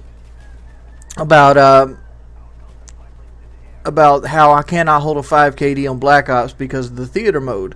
And what generally happens is every time the host migrates, you get a loss. It straight up gives you a loss, and a large majority of my losses has come from this. And I'm going to give you a gameplay right here as an example. I mean, I can give you a ton of these gameplays. I mean, it's messed up so many videos, it's ridiculous. Because as soon as somebody starts losing, they just pull the cord. And another video I wanted to shout out really quickly while I'm sitting there at a loss for words is a Holiday Doc did a video, which I will link in the description as well, about how to get the frame rate lag off the PS3, and the shit works. It does. And it makes the PS3 a much enjoyable experience, almost on the par of the Xbox with the idea of level of hit detection and things like that. And Yeah, it's really cool. Like you see me watch me save Gloomy Skies twice here. Boom. Get that M16 on, player. There we go. Ended up running out of ammo here. It sucks I didn't have like an extra ammo pack. Because watch, there's so many people that come up here in a minute. I try to avoid hanging out of that window as much as possible. So I'm looking for this kid back here on the truck. I see he's over there. Alright, well, screw him. Let's go pound some holes right here. Give me an assist and I get another kill. Alright, 24. There we go. There's my gunship. That's what I was wanting. Because, you know, 11 down. Time to ass pound in the second round. As I pick up there and like, oh, time to pistol. Like, watch all these people just come up here. There we go. And before people ask, the reason I'm using dual mag and red dot with Warlord is so I can use Flak Jacket. Flak Jacket is much more important to me than Sleight of Hand Pro. And it saves me a lot more than Sleight of Hand Pro does. So that's the reason I'm doing that. But going into this round 13-0, and watch happens. Like I'm just gonna go ahead and speed up the gunship, obviously. But yeah, watch. All right, you know how I do it. Ass pound in the second round. You know, that's my whole demolition saying. And let's just go ahead and speed this poundage up. There we go. Instead of waiting on, I'm just destroying. I'm destroying. All right, that goes down. Try to go into chakra. Oh, never mind. And one thing about me is I can't hold host, but some reason it always wants to give me host, like you'll see right here during the host migration. Alright. I don't know if you see my mic pop up, but my mic will just fuck right there. I'm screaming like fuck.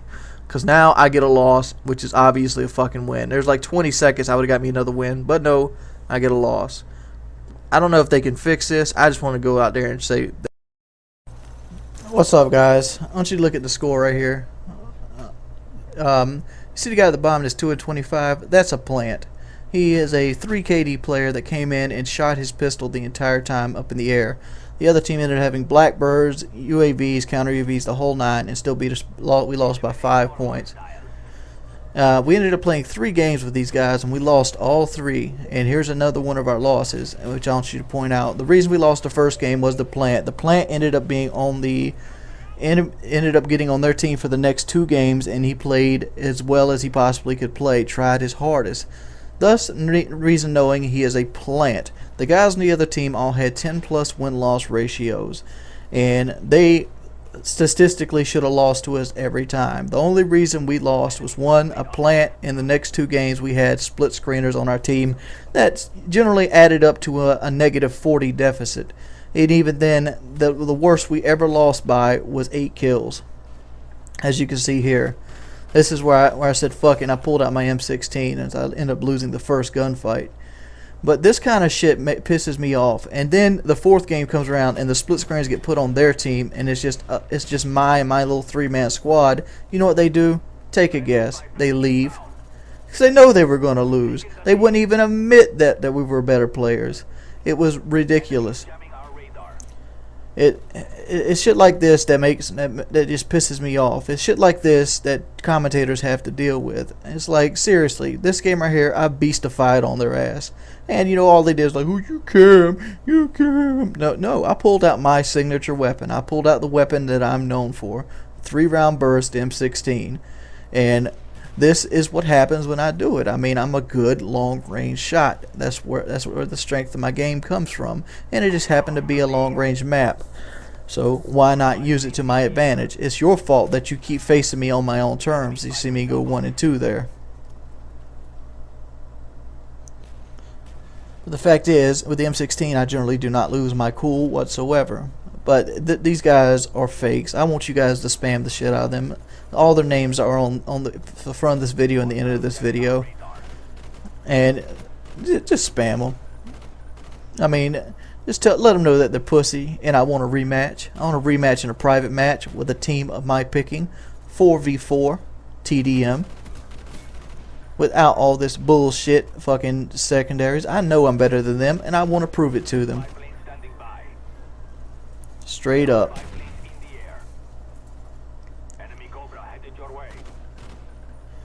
As you see right now, they got enemy Cobras, they got spy planes, counter spy planes, that, you know, fucking dinner plates, kitchen sinks, whatever the fuck they can throw at us now. And we're still only 11 kills behind, 12 now. There we go. There's a, cause I think I got UAV counter UAV Blackbird on this right here. See, there's an enemy SR-71 coming up.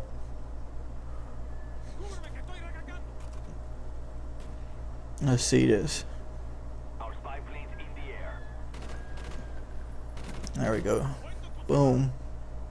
And I had just recently prestige. Like, I'm level 20. Something, I don't even know what prestige I am. But it's just downhearting. It's really, really depressing.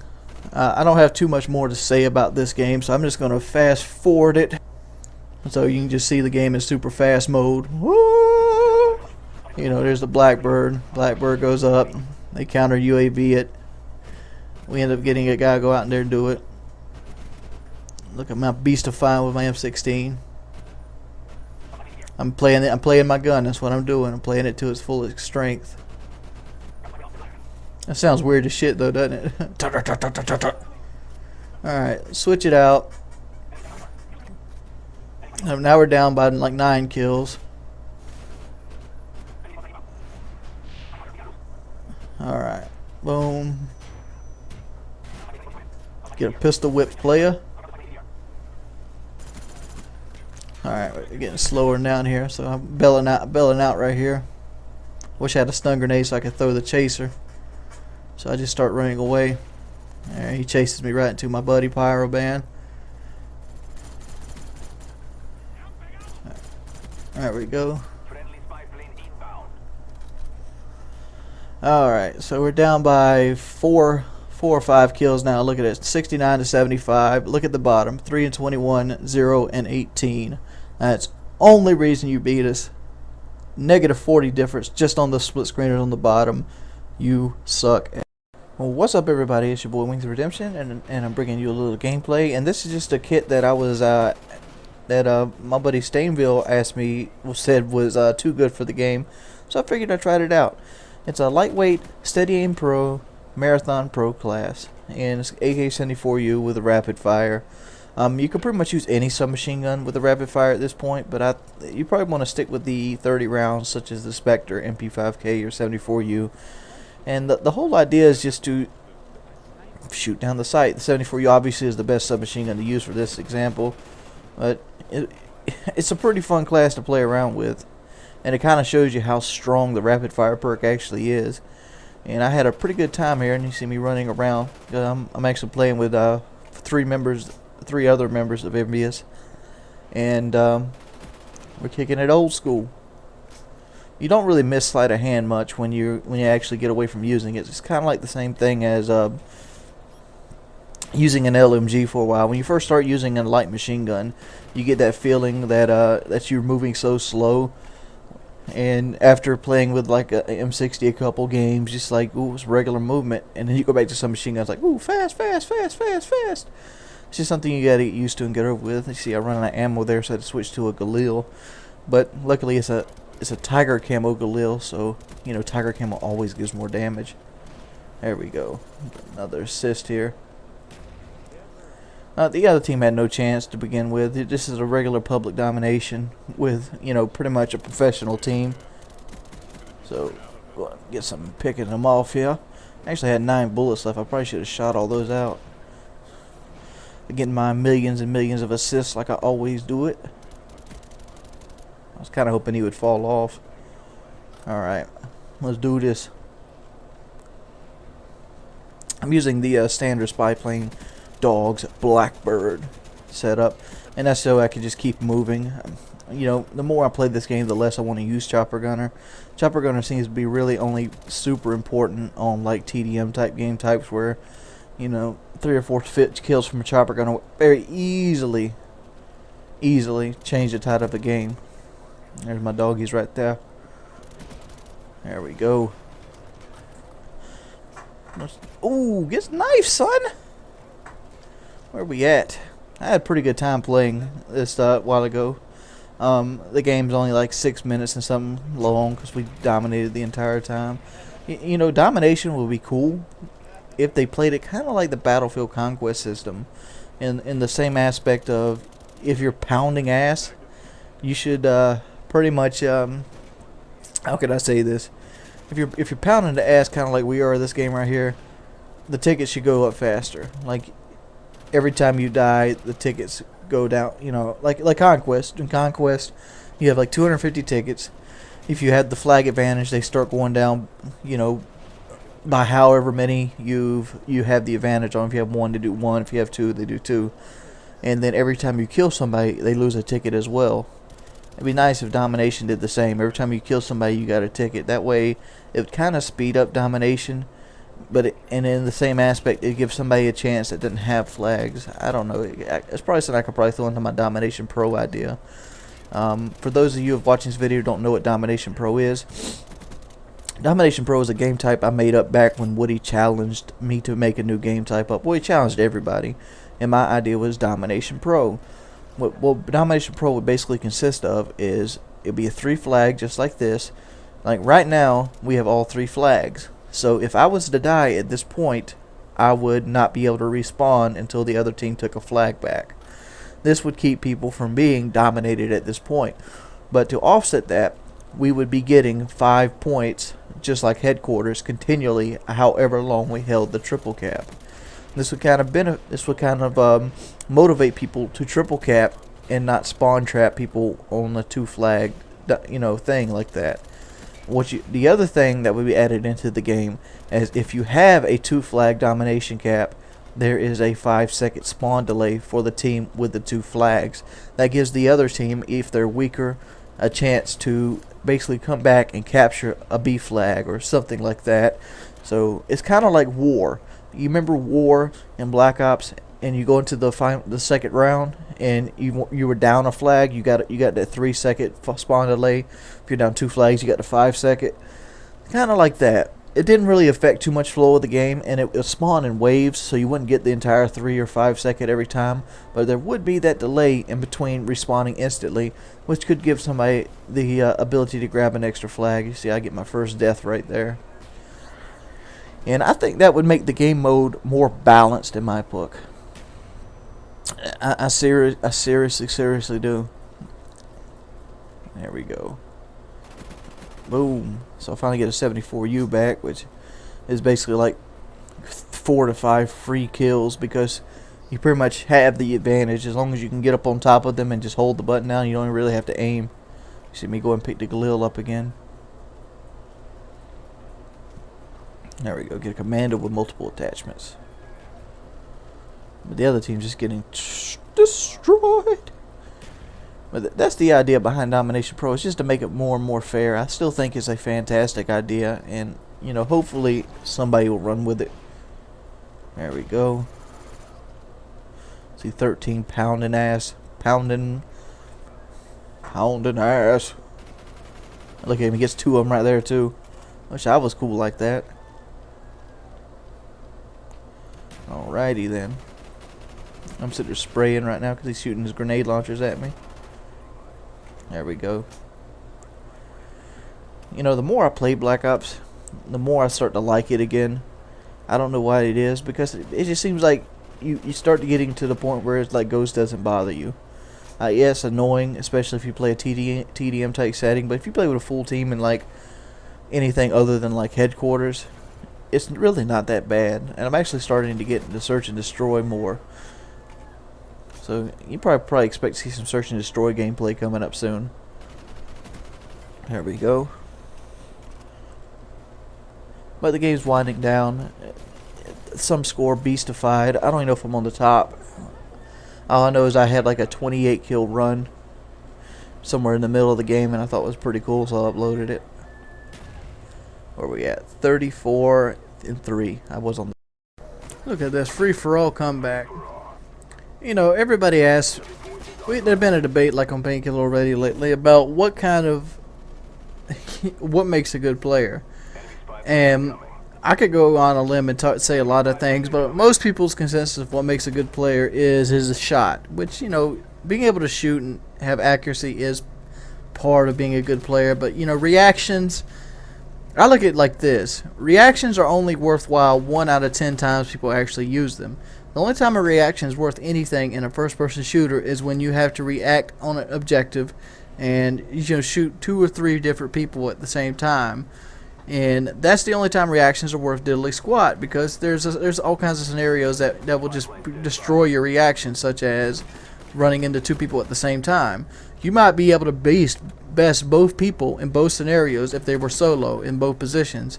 But if you run into them at the same time, you just strictly don't have enough time to get the 2 sets of shots off beforehand. And there's nothing you can do about it. You run into this scenario all the time. Where, on the other hand, there's controlling your engagement. As you see right there, there's nothing I could have done there. There's very little. I was on target, I reacted, I got the first shot off, he had a better weapon. That's all there is there. And that's how he won that gunfight. And that's how you win gunfights. You put yourself in a better situation than somebody else. That's why you see a lot of people use the FAMAS. And that's why if you see a commentator, like drag off and fight, it's going to be a bunch of fucking FAMAS. That's all it's going to be. Because why? You don't want to be bested by another weapon. Because the FAMAS is the best weapon on the game. You're going to want to use the best weapon on the game. But aim, skill, and reaction is very little what it takes, even in competitive play. Competitive play is more about communication, team shot, and basically knowing the routes where people are going to go. That is the core of MLG play.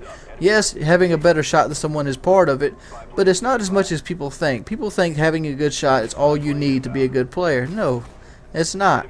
I know a lot of good players with really good shots, but guess what? They make a lot of mistakes moving around. And making mistakes moving around, even the best players in the world do that. So here is a little example of how a good player will take advantage of a flawed system. Launch is a good example of a map that was very poorly made. Alright, you see this air conditioner unit right here? I know that somebody will spawn in that room just out of sight against that air conditioner unit every time. I can sit here with head glitch cover and wait on him.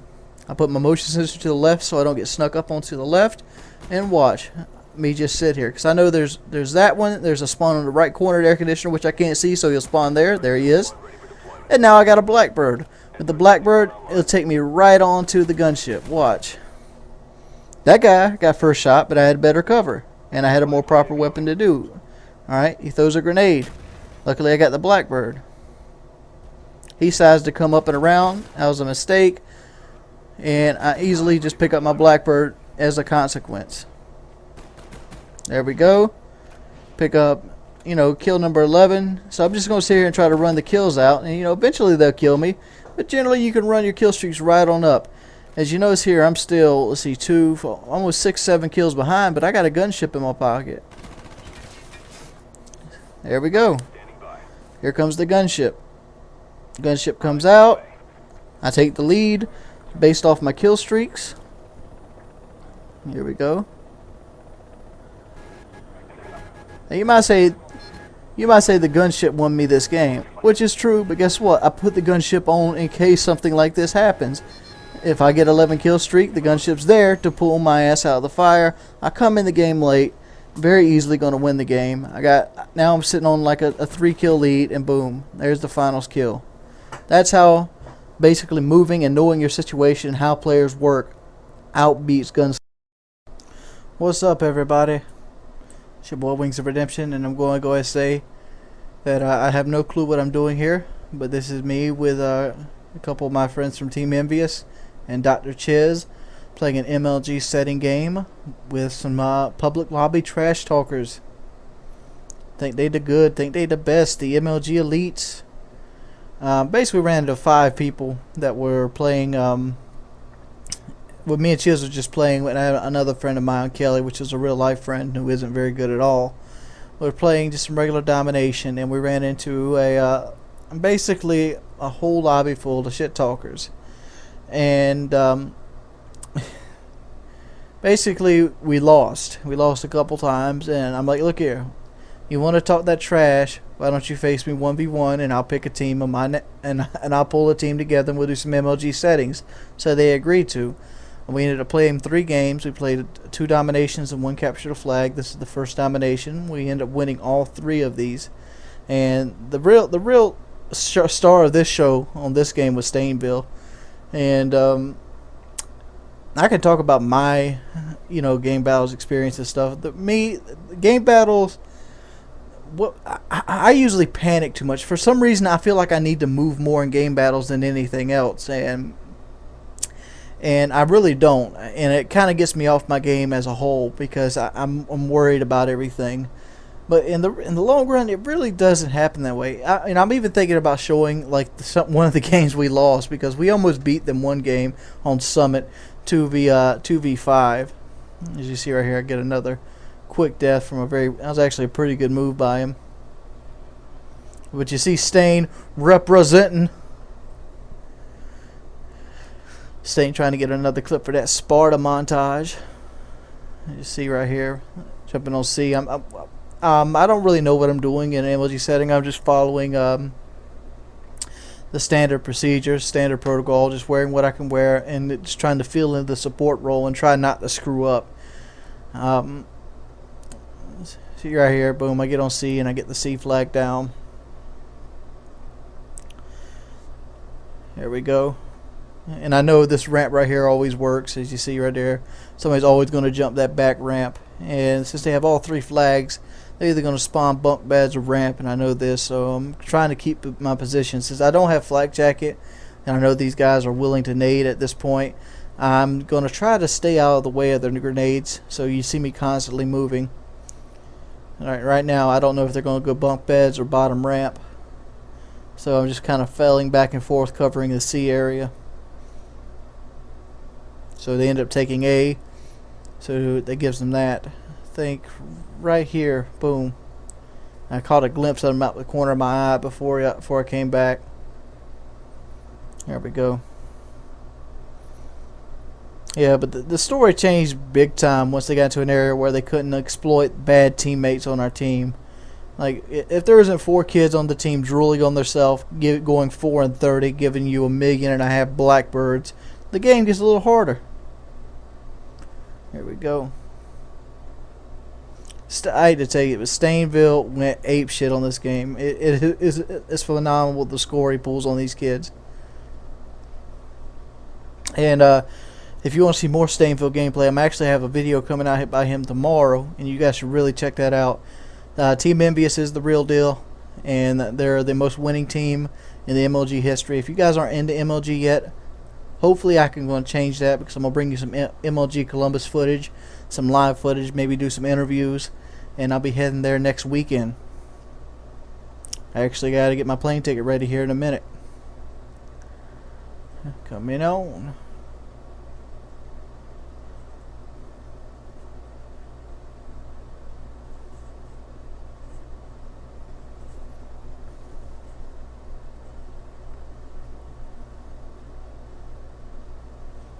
Alrighty.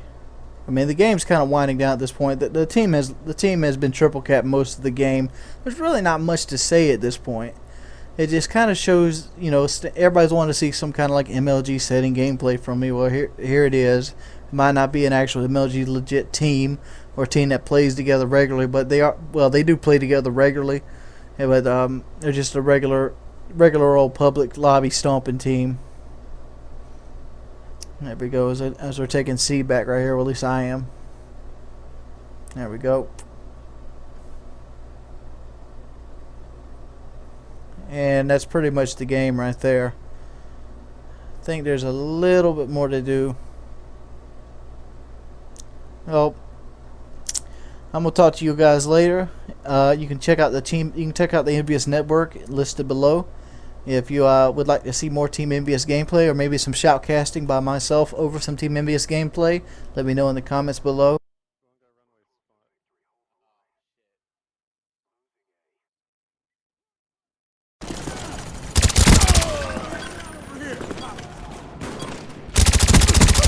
¡Recargando!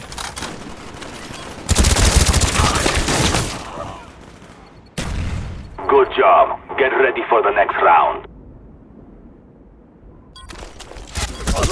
Cambiando cargador.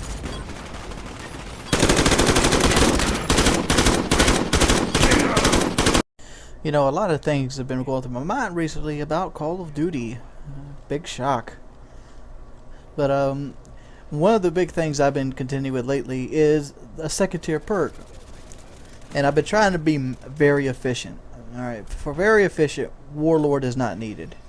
Because, one, how often do you actually live long enough to actually need Warlord? And once you get rid of your Warlorded weapon, it is pretty much useless. So the only benefit for Warlord is like dual mag and sleight of hand and using flak jacket. Alright, I'm good with all kinds of weapons, so I think I find it easy personally to basically pick up another weapon.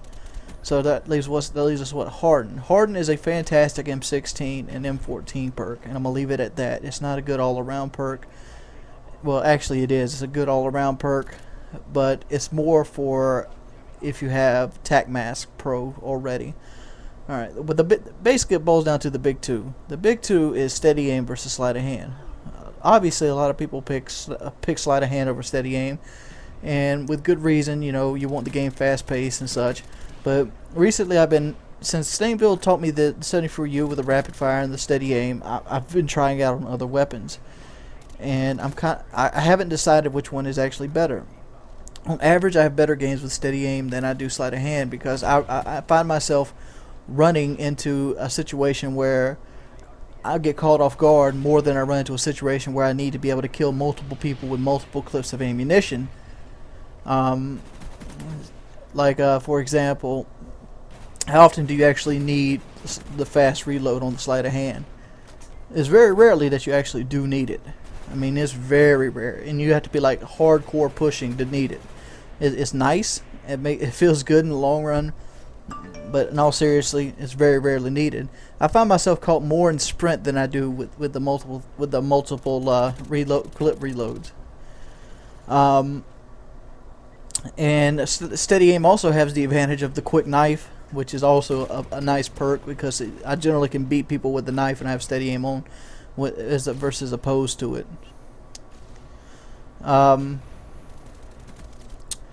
So yeah, what do you guys think? Steady aim or sleight of hand? Like, what does you have more success with? If you even try it. If you don't know, go out and try it. Get steady aim pro, and see how the game turns around. Because you have the fast recovery versus the fast aim down sight.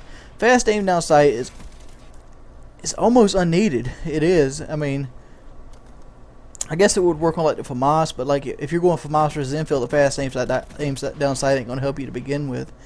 The only guns I would see need sleight of hand over steady aim would be like the LMGs that have a really slow ADS. Something like an assault rifle probably wouldn't need it at all. But who knows? Oh, look at that. Get pwned, bitches! And you know that transfers right into the chopper gunner. This is a pretty good game I have on fire range, but I get all kinds of good games on firing range. And it's just a very easy map to do because there's only 2 main spawns and like 2 off spawns, and the guys pretty much jump back and forth to the 2 main spawns. Just like you see right here, I know where my team's at, so I know they're going to be coming down jungle, so I decided to take a better route on jungle. And look here, this blackbird is about to come up, and it's about to show me what I was thinking. Yep, look, 2 people coming down jungle. And there we go. Just like that. Easy squeezy lemon peasy. Too bad TDM didn't have a second round so I could ass pound. But that's the game. I ended up going 31-4, I think. Something like that with steady aim. And I had a bunch of good games with steady aim. If you want to check them out, just go ahead and look at my account. Well, you look at my account, just send a friend invite. I mean, not a friend invite, a chat request, and just view profile. Otherwise, peace. Well. The game in the background is just backdrop for something else I wanted to talk about. You know, my current girlfriend kind of lives a good bit away from me. She lives in Surfside Beach, which is about 45 miles away from my house. So every time I want to go see her, I generally have around, you know, it's about a 40-minute drive, give or take.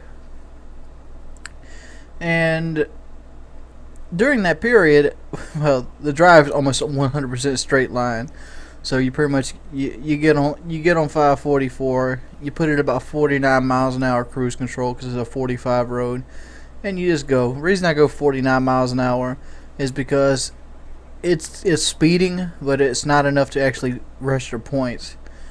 The first 5 miles an hour, well, the first 4 miles an hour over the speed limit is only a $60 fine and no points. So they never pull you for that. They always wait for at least 10 or over 5. Over 5 goes up considerably. It's like 120 and 1 point or 2 points, whatever it is. But I started thinking on the way home tonight, what are some things that are better than sex? So I only can relate to my life since I've never lived no one else's life. And a couple of things in my life that has been better than sex, I can think of 4 of them. First off, one being family. The other being realizing someone loves you. And the last 2 have to do with cars.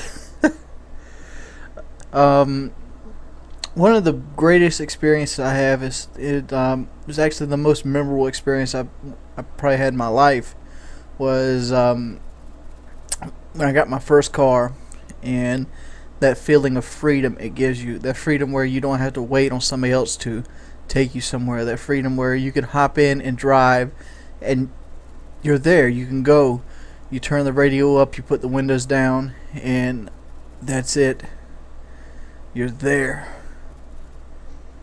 And it saddens me looking at kids today and their narrow-mindedness. And I'm not trying to pick on it, but a lot of it is from the people that are not actually in America, but Americans are just as bad about it. Always complaining about driving V8s and things like that, and I feel bad for them. I seriously do. The reason I feel bad for them is because it is one of the best experiences in your life.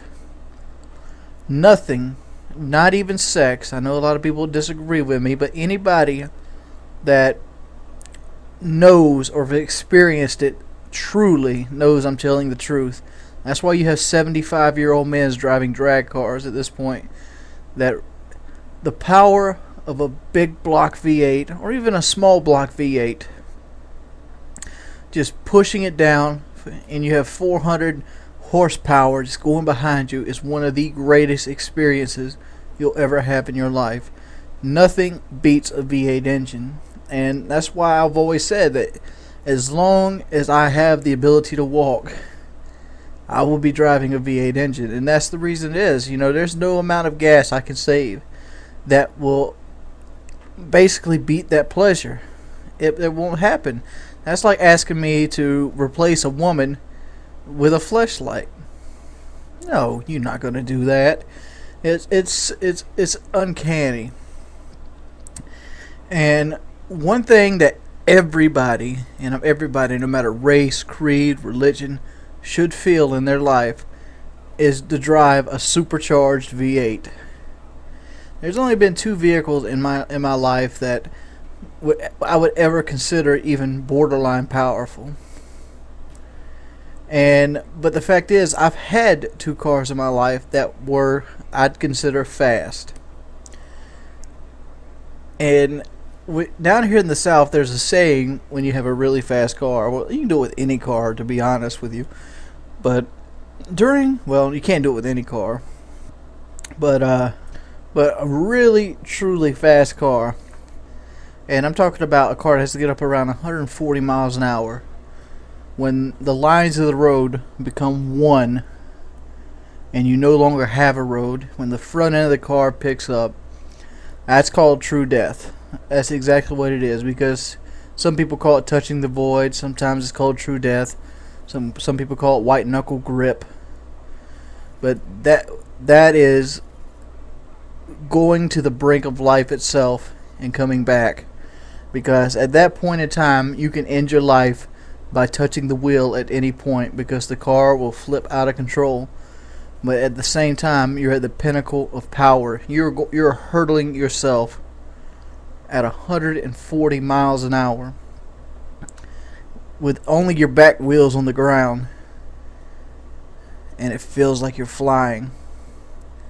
That's what they call Supercharger Heaven. And it kind of pains me the way the sea, because I did a couple videos recently about energy and how basically oil was running out, and it pains me to realize that somewhere down my bloodline, nobody will be able to experience what it's like to turn on a V8 with a set of pipes and a set of duals and hear that engine purr. Nobody will. Only time people will be able to hear like a gasoline car crank up is like on special occasions, like just to turn on, and most likely it'll be one of those big block pony cars from the 60s, like at a history museum that have like, you know, probably they have like a tanker of gas they keep stored away, where they keep basically adding additives to it to keep it from going flat, and you know, and just crank it up, and you have the kids standing around it and like, I can't make the sound, but just go look at any kind of, you know, old muscle car with a cam in it and just listen to the sound of it. It sounds like power. It sounds like something that you should fear. It just has a persona. And the thing about it is almost every vehicle has their own kind of tell the tape. Every vehicle has their own personality. You can take two of the exact same truck, put the exact same set of pipes on it with the exact same numbers, and they will sound different. It's like a voice. Every truck has a voice. They might be similar, but they're always different, and there's always a telltale heart to them. And they're just as much human as anything else in my book, even bears. But yeah, if you ever get a chance to experience a big block V8, be it an old Camaro with a 327 in it, be it a 440 Magnum, take it. Take it and run with it. It's going to be one of the best experiences you ever had in your life. And I'm not talking racers. I'm fully aware that small four-cylinder cars can get up to those kind of speeds, but it's not the same experience. It truly isn't. I've had a four-cylinder car that was one of the cars in my lifetime I would consider truly fast. And it's just not the same experience. One is front-wheel drive. It's not rear-wheel drive. And two, you don't have that feel, that muscle, that heritage. You know, when you drive an old muscle car, or you know, got a small block V8 and one of these big old trucks, and you got it supercharged, you could feel the heritage of your country just run through your veins. This is what America is. This is what made America great. And it's just like one of these feelings like, wow. And besides, we all know what's going to end up happening in this world. Little kids do it today, you know, with the tuner cars and stuff like that. They sound like pissed off bumblebees and whatnot. And me and my brother, we used to have a joke that when the electric cars get popular, which they never won't, because the electric cars require too much oil to replace all the oil-based cars already. So you never see 800 million electric cars on the road. But but we always joke that, you know, if electric cars ever got popular, how would they tell who's got the loudest pipes? We'd have the kids would be sitting there ramming their engine up so you could have the best hum. Have like little cars going down the road sound like a lightsaber, like just imagine that shit. Fucking ridiculous. But I guess they'd say it's ridiculous now that we have these, you know, this carbon burning exhaust and just trying to just ram it up. But yeah, I know a lot of you people disagree with me, but the two things that you want to do if you even never have sex in your life is own a V8, preferably a super or turbocharged V8, something. It's worth every penny at the gas pump. You know, you don't have to believe me. You probably won't believe me. You can have a tuner car that can go the same speed as a V8, and you get 30 miles to the gallon. you'll enjoy that V8 car more every time. I know it doesn't make no damn sense, but try it out. That's all I'm asking. Just try the stuff out. You'd be surprised. But this game isn't winding down, but I'm running out of stuff to talk about, so I'm just gonna fast forward it through. Hope you guys enjoyed it, and just remember, true death.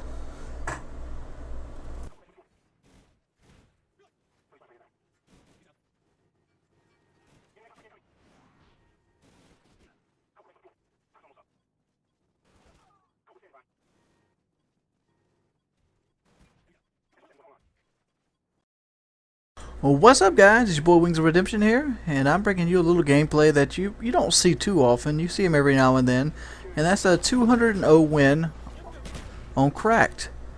And we noticed that the enemy team didn't try to get C. We actually didn't start out with the intention of doing this, but after we actually did this, we played the rest of the night trying to recreate it again. And astounding, you find domination a lot easier when you stagger people than on this game than when you actually just camp them out, because people in this game get staggered really easy, and Blackbird is really easy to keep track of their spawns, especially once they get staggered. For those people who don't know what staggered means, it's basically like keeping them lopsided and off balance, kind of so they don't happen at the same time. But obviously they suck, because how would I live through that? That's even what I said in the thing, like, how the hell did I live through that? But yeah, there's like two main spawns here. You got the fish hut right here, which you'll see them pouring out of and just getting destroyed.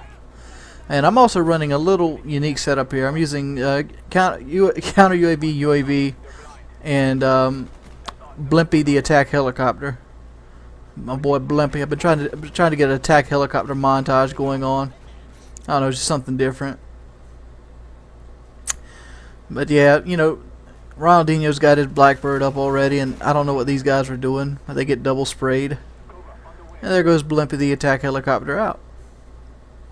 What you want to do with this situation, you just want to keep about 2 people on every flag, and you want to keep the people in the middle quick enough so they can go left and right. On the Cracked, there's 2 main spawns and 2 all spawns. The all spawns are in basically the 2 sides, like the far left of the B flag and the far right of the B flag, usually where the demolition A bomb is. And I really actually like this rifle. If you can see how the red dots on the PS3 with all the glare, this is like the Happy Meal infield. So, I was like, yeah, that's kind of neat. The Happy, he got a smiley face and the yellow. He's all happy and shit. Happy, call the pit toll free. But so yeah, this right here was actually the one time I was actually worried about losing it, because there's so many people over here and I was by myself, so I knew I had to come over here and I had to work through this and actually get these guys, or we probably would have lost the C flag here. And luckily I was able to do it, and I noticed this guy's not moving at all. So you know what time it is? It's time to get your knife on, and that's what I'm about to go over here and do. Playing hard, that's what he's doing, playing real hard. He's a beast sitting in his corner. Well, why is that like a natural reaction to sit in the corner? It's kind of like, you ever, like, when you're little, fight your brother or something, and his first instinct was like to lay on his back and start kicking up with his legs. Is that just like the people's natural instinct when they're playing a shooter, is to find a corner and sit in? Like, how do you know that? I mean, you could take a person that's never played a shooter game before, and when you put him into a game or drop him into a game, the first thing he'll do is find a corner. It's like, is that like natural instinct? Is that like something our brains built in? Is that like a perseverance or a preservation switch? It's really unique. There we go. I really should put some camo on this. You'd be surprised how much camo can like just make the gun go from to something unique, just something different to look at. It's also kind of funny how Call of Duty gets that way. I mean, everybody complains and bitches about it, but it's all we play all year. Call of Duty, Call of Duty. There we go. Boom. Okay, I was kind of worried right here, but luckily they had no intention of grabbing the C flag and they ran off with doing their own thing. I am using lightweight marathon here, and that's what I was using, just planning. Ooh, the McDonald's rifle again. Okay, let's see if we can go get another blimpy with our McDonald's rifle. There we go. Boom, boom, boom, boom, boom, boom. Yes, we can. Another blimpy. I named my helicopter Blimpy because all it does is like sit above the game and overlook it. Never does shit. Never kills shit. Alrighty. There we go.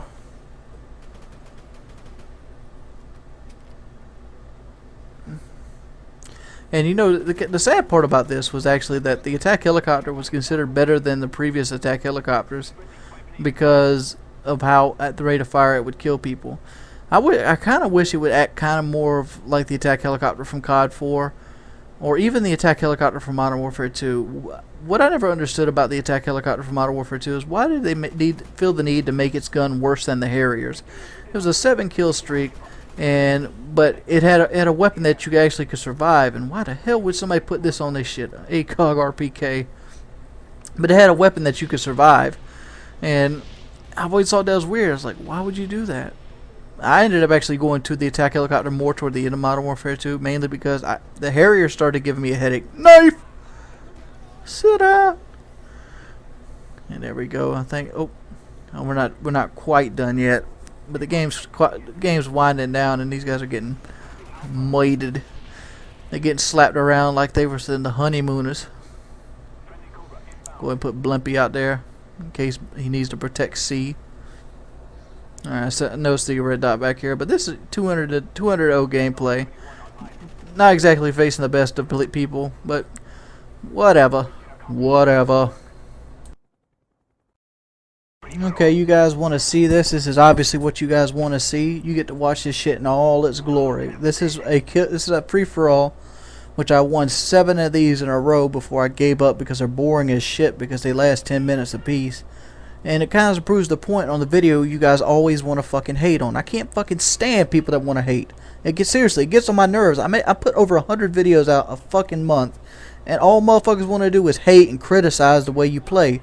I play a way that's consistent. I am not a guy that gets lucky and gets games. I am not a guy that, you know, goes negative. I might have gone negative maybe 5 times the entire time Black Ops has been out. Period. I am one of the most consistent players on YouTube, and it's a freaking fact. And you know, it gets annoying, it gets irritating. That's why I make videos like this. That's why I have these downslope periods where people start hating me, because I cannot control my emotions. Because I play with my heart. I give it my all every time I go out there. And you know what's fun for me? Not dying. I hate dying. So this is my chance. This is my best attempt at running around and just staying alive. I mean, that's all it is running around, no kill streaks, 100% gun skill, FFA. And yeah, I do some of my tactics from times and periods. I'm also playing on sensitivity I'm not used to, as you can see right there. But it doesn't matter, because accuracy does not mean shit in Call of Duty. I'm telling you, it's for real, because accuracy is not gun skill. It seriously isn't. Well, I guess you can kind of see it is, but the fact is, it doesn't matter as much as people put faith on it. Reactions, all this does not fucking matter. The game kills in 2 or 3 bullets. It's more about how well.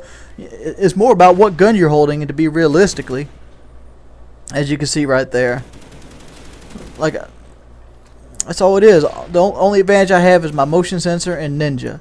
And Ninja doesn't work half the damn time. As you see right there, a stun grenade defeated all my gun skill. You know why he won me with that stun grenade? Because he knew where I fucking was. So he could stun me and kill me without me fighting back. That is what the stun grenades are there for. That's why I don't use them that often, because I like to give everybody a fair chance. I like to test myself. So that's that. There, a guy shoot at me back there, turned around, another guy shot me in the back. Not my fault. Shit happens that way. That's the way I needed to move better. I guess it kind of gets construed. It was my fault. But it's just so irritating that you gotta show people this, and people just want to criticize you and hound you, and like the point of the last video I put out with is that the Black Ops is so fucking slow paced of a game that if you do not sit there, get all your kill streaks, If you die like on the 5th or 6th kill every time before you get into the big kill streaks, the game lasts the entire 10 minutes. And to prove this point, I went and played 7 games without a kill streak whatsoever. No UAVs, nothing. Just 100% see guy, shoot guy. And this right here is pretty much what comes down to it. I mean, my accuracy's a little off because I'm playing on 4 sensitivity because I don't want to get caught off guard, because I have no way of telling where the guys are going to be from, so I'm playing on a little higher sensitivity than normal. But in the long run, it's the same thing. It always is. You know, like you see right here, I picked up a bigger weapon. Oop, FAMAS, can't beat it. I lost because of the HK-21 right there. Spotted him first. We spotted each other about the same time, but I got the first round off. But the fact is, his gun shoots so much faster than mine, he beat me. And that's why you see a lot of FAMAS. That's why you see every competitive player use the FAMAS. So quit bitching about people using the FAMAS. Yeah, I think even Woody said it before, because a lot of people complain about Woody using the FAMAS a lot. It's not like he doesn't use other guns.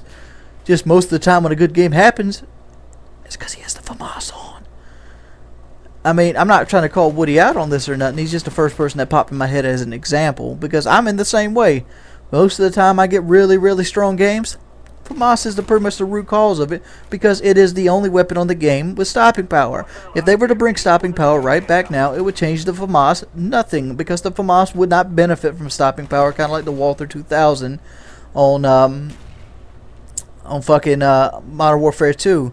It's the AUG or them. They're both guns that already have stopping power. That's why they're the high tier assault rifles, because stopping power would not benefit them, and they have an extreme advantage over all the other assault rifles. This right here is a fucking fail on my part, though. I mean, I try to be happy and all this other shit, but you guys just always negative, negative, negative, negative, negative, negative. And when you want to be positive, it's something like good video. I mean, you don't really point out anything of that nature. I know there's gonna be a lot of motherfuckers down there unsubscribe. Fucking unsubscribe. Seriously, and this is with the unfamiliar sensitivity, just sitting around just chasing. He disappeared like a fucking genie in Aladdin. Who knows? There you go. So waiting on him, but I know if the spy plane goes up, because I'm at a severe disadvantage because no kill streaks. Oh. And I get murked from behind. That was a sensitivity fail on me. Another sensitivity fail there with horrible shooting. But yeah, in my opinion, a 30 and 10 game is a horrible game. I do not want to pull 30 and 10 games. I get mad enough to break controllers when I pull 30 and 10. And it's just because the way I've set myself up. I like to excel. I like to do as best as I possibly can. And so doing as best as I possibly can, 30 and 10 isn't what best I possibly can do. And like this game right here would have been well over by now. It probably been over 2 minutes ago if I had my kill streaks on, because I went on an 11 kill streak. And I play it just like always play free for all.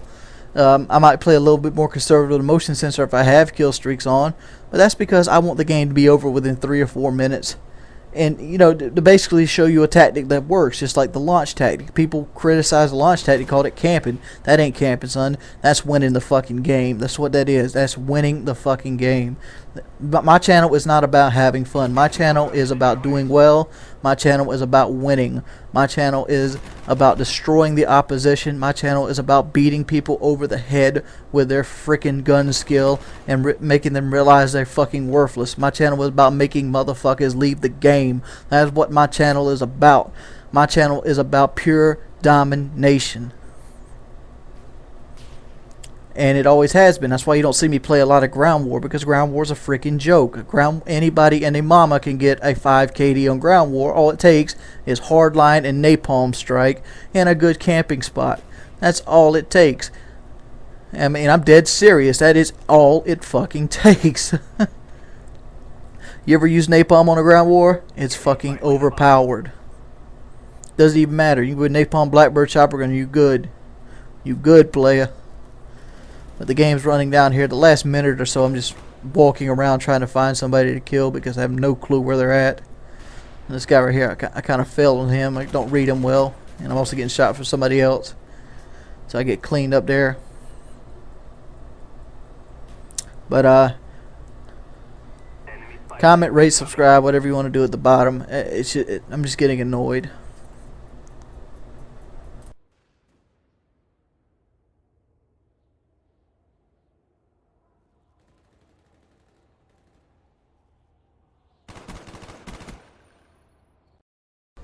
What's up? Here we got another little domination game here. Got my marathon on. Let's get this shit started.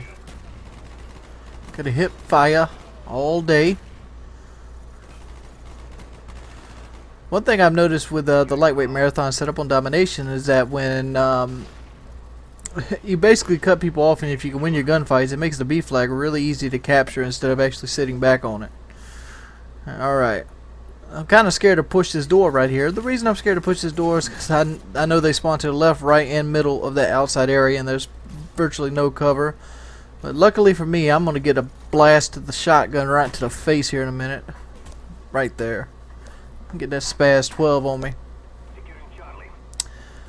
But yeah, this is a really fun way to play domination. It's been so long since I played it this way, where we just don't give them anything, just take everything. And I get Spaz 12 again. You got Sir Sandy Ravage over there on the other team with his little, that sounds like a damn Jack in a Box, where he just pops out, bloop, shotgun. Luckily, his luck changes for the worst in a bad way here in a minute. Gotta love the AUG. I'm using the AUG because you usually can get away with pick up another AUG. I'm using the AUG because you usually get away with the AUG. Because of people don't consider it as good as the FAMAS, so you can kind of sneak it by them. I mean, that kind of sounds like kind of silly that hey, you can sneak the rifle by them, but a lot of people don't realize the AUG is the exact same as the FAMAS with a little different recoil. So with the same rate of fire and all, it has a little bit better iron. I like the iron sights a little bit better on the AUG than the FAMAS, but if you give me a choice, I'll pick the FAMAS red dot over the AUG, as you can see right here with it in its predator sight. You know, I might actually pull a FAMAS out with red dot predator sight just to tick some people off. Let's see what we got here. Boom. And I get murdered again. Not doing a good job starting off here, but don't worry, it gets better. Let's see what else we got here. Alrighty. And people that's been asking me, I play on both consoles. I've been playing on both consoles since Modern Warfare 2. I started out on the PS3 for people that didn't really know this, and I didn't move to Xbox until about 3 months after Modern Warfare 2, and that was kind of after the open lobbies. Kind of the main reason I moved to Xbox in the long run was because, you know, dealing with haters. People will always say, well, you only can do this because you play on the PS3, and so on and so forth. You know, the whole spiel. And, you know, people to this day still say that. Like, if they see me put a PS3 game out, like this one, like, you only did this because you're on the PS3. It's stupid, dude. The whole logic is stupid. You know, when people buy a console, they don't think about buying, you know, it's a piece of machinery. It doesn't dictate what kind of person buys the console. I've seen many good people play on PS3, and I've seen many good people play on Xbox. The only difference I've seen Black Ops wise, other than the graphical engine, watch this, Ron kills 2 people behind me, and then I fail horribly right here. Oop. Well, you didn't really see the 2 people fall. I thought I remember the same 2 people fall, but no, other than the graphical differences, is you'll run into a lot of split screeners on PS3, and I mean a lot. Because I think that more people just like to play with their buddies. I mean, more people PlayStation has more co-op games. They have more single-player driven games, so more people actually have 2 controllers, I'm guessing. Whereas Xbox has the more live experience. Look at that! Oh, look at that kill feed, son. Quad. Get that quad feed, blocking out the radar. You know, it makes me kind of feel unfair using the jammer and the counter UAV at the same time. Because with these guys, we're taking all their flags. It has to be a frustrating experience for them. Oh, look at him. He's sitting there trying to get the air support down so badly it's hurting him. Okay. Let's go and get out here. Give me that, son. This is my zone. My town. I'm trying to go over and get these A points too, but I'm a little slow.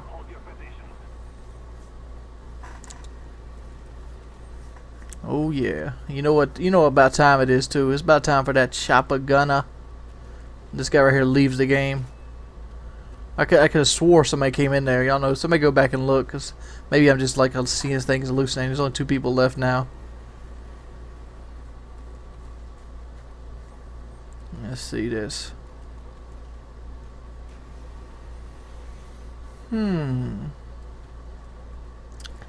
Yeah, actually more people do actually come into the game right here in a minute, because I'm about to go into the chopper gunner when more people actually do come in. What I'm doing right now is I'm actually going to trying to find a spot that looks into an area so they can't spawn there. One area I do not like people to spawn at when I'm in the chopper gunner is these bunkers. So I come back here into this area and look at it so people will not be able to spawn in front of me, hopefully. And then I go into my chopper gunner, which it does work. Nobody ends up spawning here. And I end up getting a pretty good chopper gunner, as you'll see at the end of the game. Like, if you noticed, I haven't had the most outstanding game, but I do finish on top. And that's, a lot of it has to do with that chopper gunner being so amazing, sticking a lot of people out in the opening. And that what I just did right there was a key integral part of it, forcing them to spawn out in the open and the grid and things like that. Ended up being the last kill. But 39, 8, 2 and 2, at the top of the score. Hi. My name is Jordy Jordan, and you've all known me as Wings of Redemption. Lately I put a video out about 2 weeks ago to try to help money for the Ashley Seals Foundation, and through our combined efforts we ended up raising $8,000 for the YouTube gaming community. That's a fantastic job. I would like to give a couple shout outs to a couple of the big contributors. I'd like to give a shout out to White Boy 7th Street, Woody's Gamertag, and XJaws, and a lot of other people that probably remain nameless at this point. But anybody that donated, you're basically a hero at this point. Thank you for donating. Ashley, we've come here today to present you with some money to get your treatments that you need to make you walk, or maybe make you walk. On the behalf of the YouTube gaming community, we raised $8,000. We didn't get enough in that one. So Wings of Redemption come up and gave you $2,000 more dollars to help you with your treatment. Thank you. Yeah, I did it. So You got it. you got it. But you see what I did? But there was water in my see that? Actually, you look pretty over here. You look pretty on this camera. You look nice today.